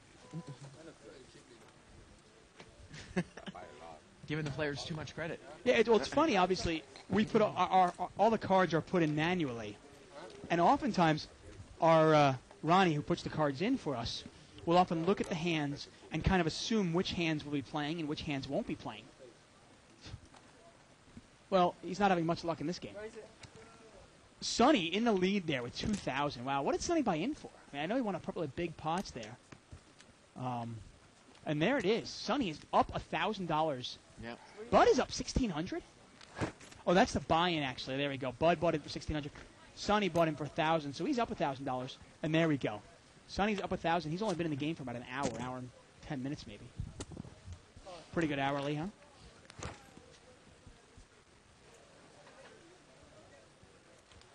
Queen 6-3-6 here on Right. the flop. You'll see what we're talking about there in terms of our normal 5-10 game, no limit hold'em, or even our 10-20 game, where the big winner is winning 3, 4, 5 grand. Pocket deuces is the winner here. Yeah, go on.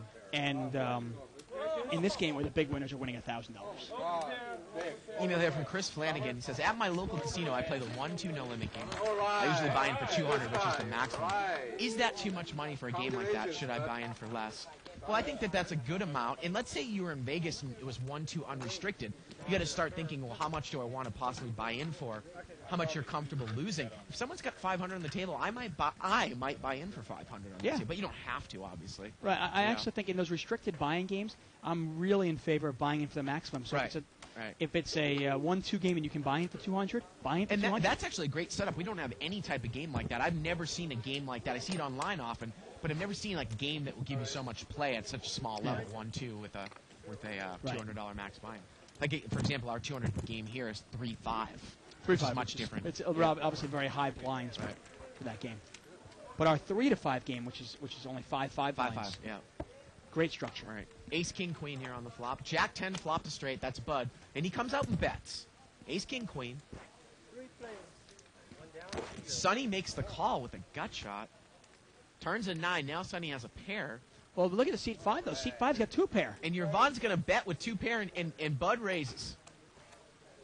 Let's see if Yvonne thinks he's got the stone cold nuts and 3 bets here.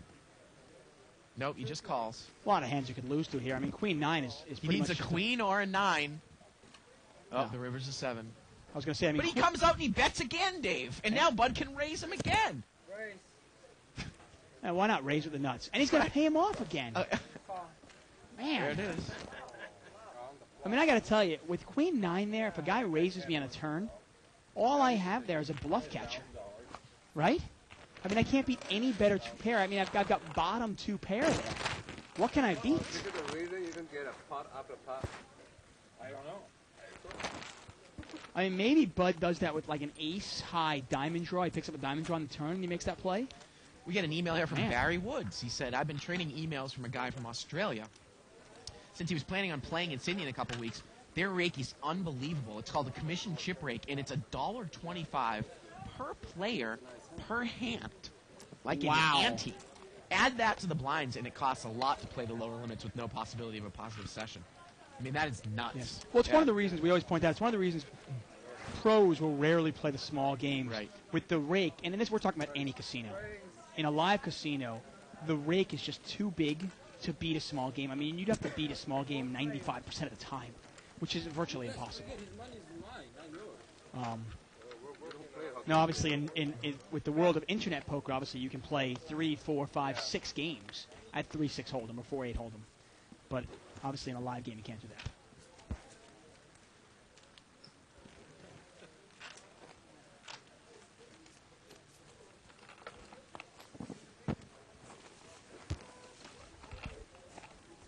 I got an email here from Michael Feynman talking about how he's 3 years as a semi-pro online. He gave a couple hand scenarios with regards. Dave, I talked to you about it. Usually when someone shows a lot of strength online, it usually means they have it.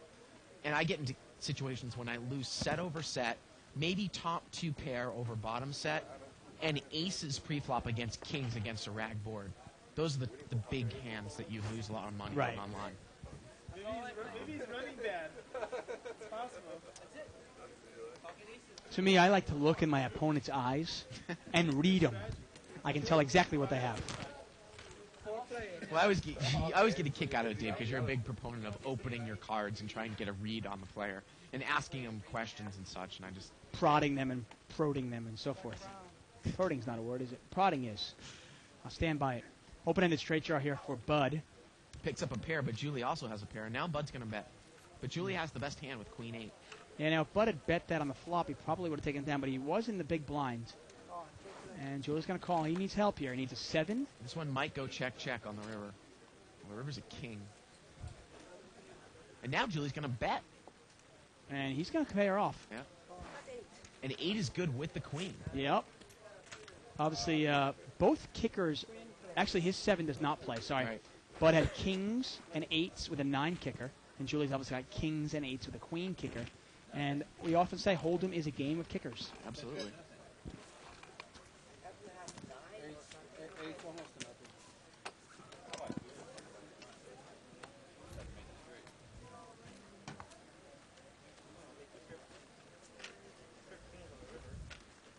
Yeah, it's funny. A lot of times people will talk about, I'm looking at these posts from like SP Surf and a lot of players.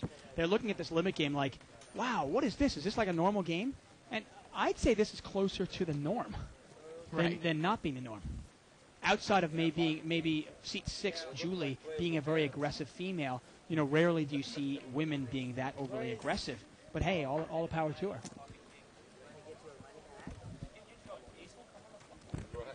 And look at that. Speaking of the devil, Julie is going to raise it up with 6-5 offsuit on the button. 3 players.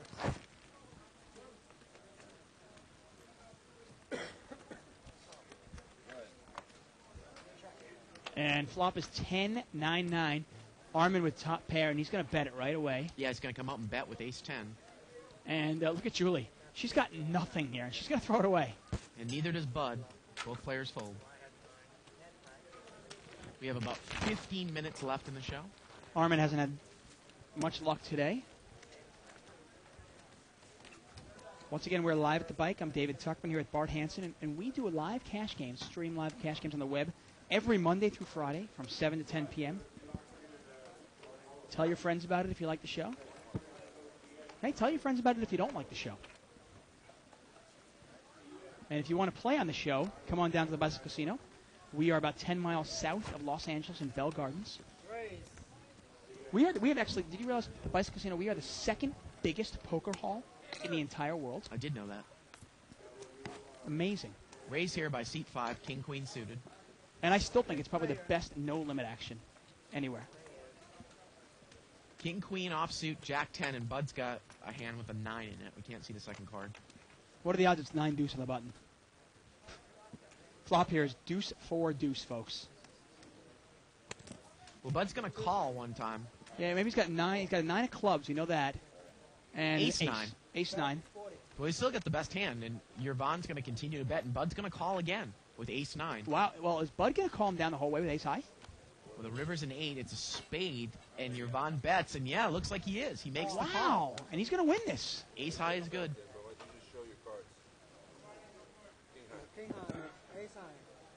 Good call by Bud. I was going to say, I don't mind calling with the ace high if you think maybe your opponent has spades. Right, but then when the once the spade spade comes on what the can river. you beat Right. except a pure bluff? You Man, can't beat ace 10, ace jack, ace queen, ace king. phenomenal. Just want to show tomorrow night, actually, we should have an exciting night. It's actually going to be a pretty small game. We're only going to play the 3 to 500 no limits, restricted buying game. The blinds are 5 and 5. But we've got Robert Varconi, 2002 World Series of Poker champion, Great. showing up tomorrow night, and Ron Rose. Well, again, we hope Robert Varconi is going to show up, Yeah. as we can usually say about some people that are supposed to show up. Well, it's funny. When other people try to get people here, Right. they might not show up.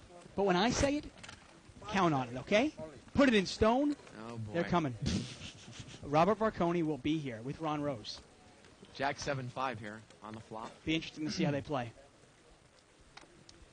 Now, Garland comes out and bets here. He's got jack 4. He's got top pair. Sonny does not get involved.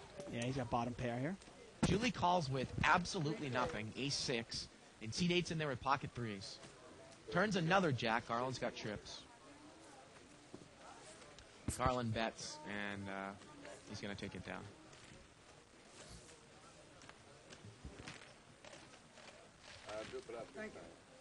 Button's going to move over there to Garland. We do appreciate all the emails. Please sending them in. Please keep sending them in. Once in a while. Oh, go ahead. Let's take a look at another chip count here. So this is what the players are at now. We've got about $8,500 at the table. And let's take a look at how they're doing for the night.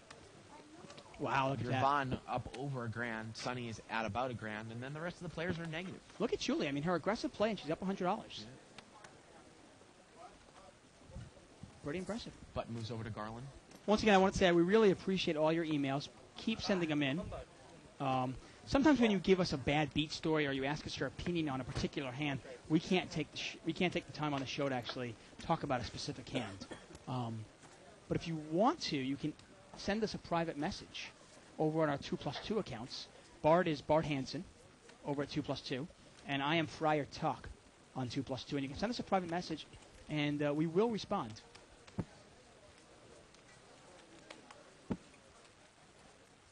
And again, check out the That's Allen No Limit Hold'em table on the LAPokerscene.com. $25 no limit. I love this pin. That's Alan. And Alan is in the house, by the way, folks. I was playing with him earlier this afternoon. Must have been a tough game, huh? Look at this. Julie is raising out of the blind. Actually, no, she thought it was raised. Oh, okay. She thought he raised, but... 4 players.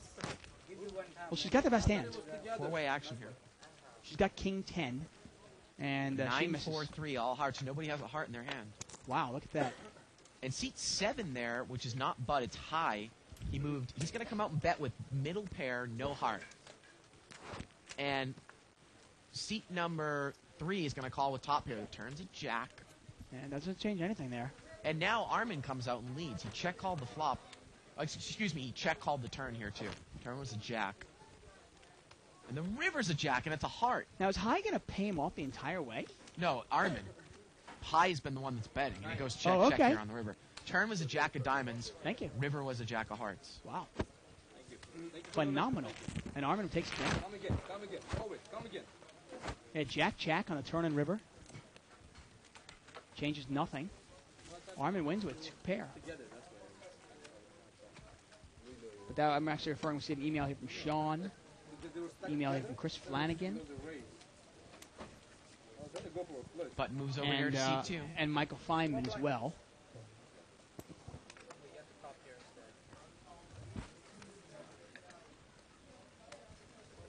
We have time for a few more hands.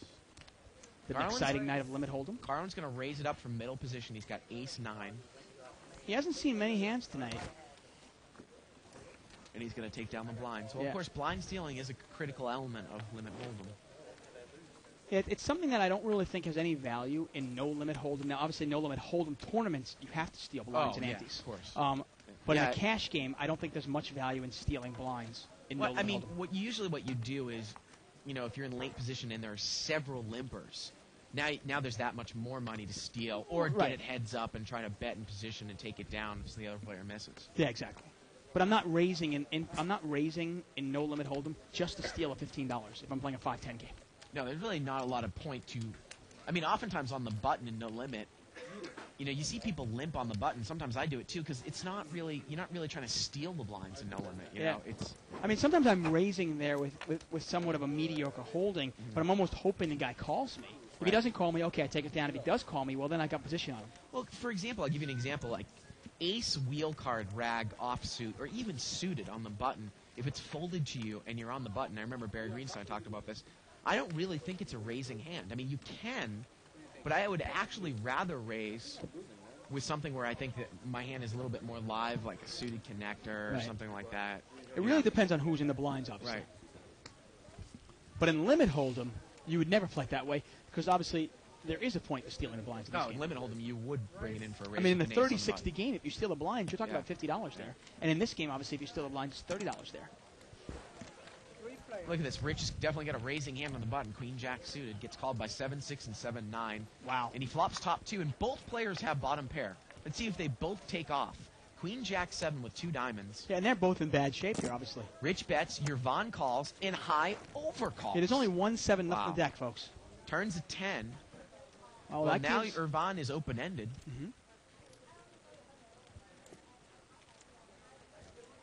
Now, I Irvan mean, needs a king. High overcalled with 6-7. It's Yeah. unbelievable. Irvan needs a king, an 8, or a 7. This 7, the only case 7 left to win this pot. Rich bets, and High overcalls again. Really? With 6-7. Phenomenal. Seven up.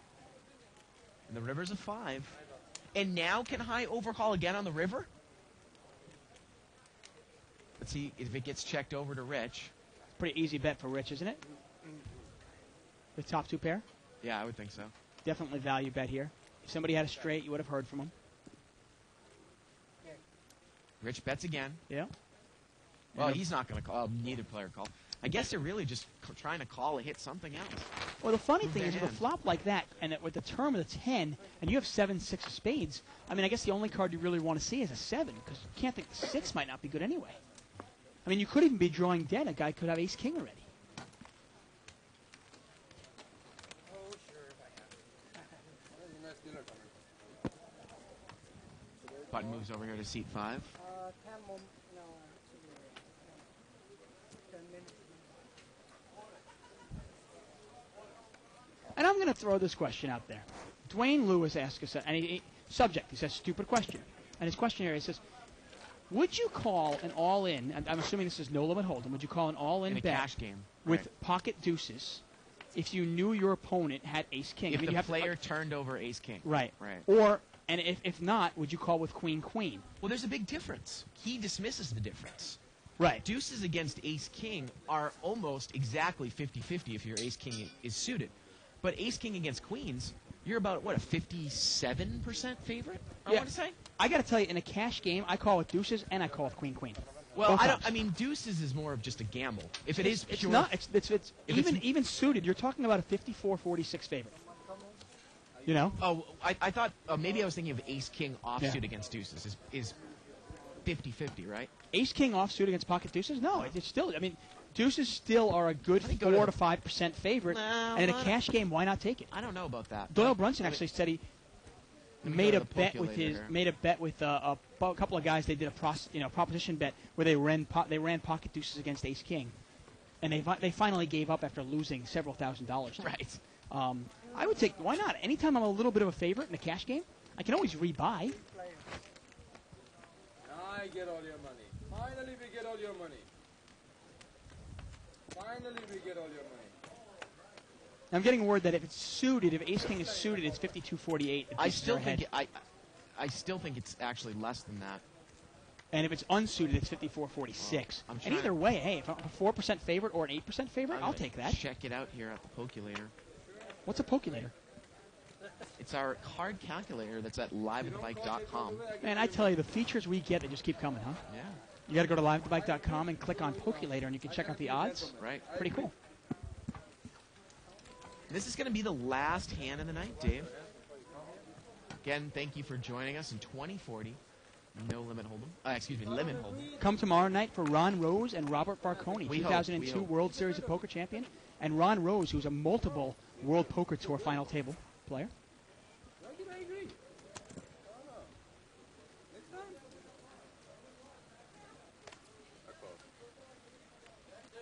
Got a call here by Sonny. For a player.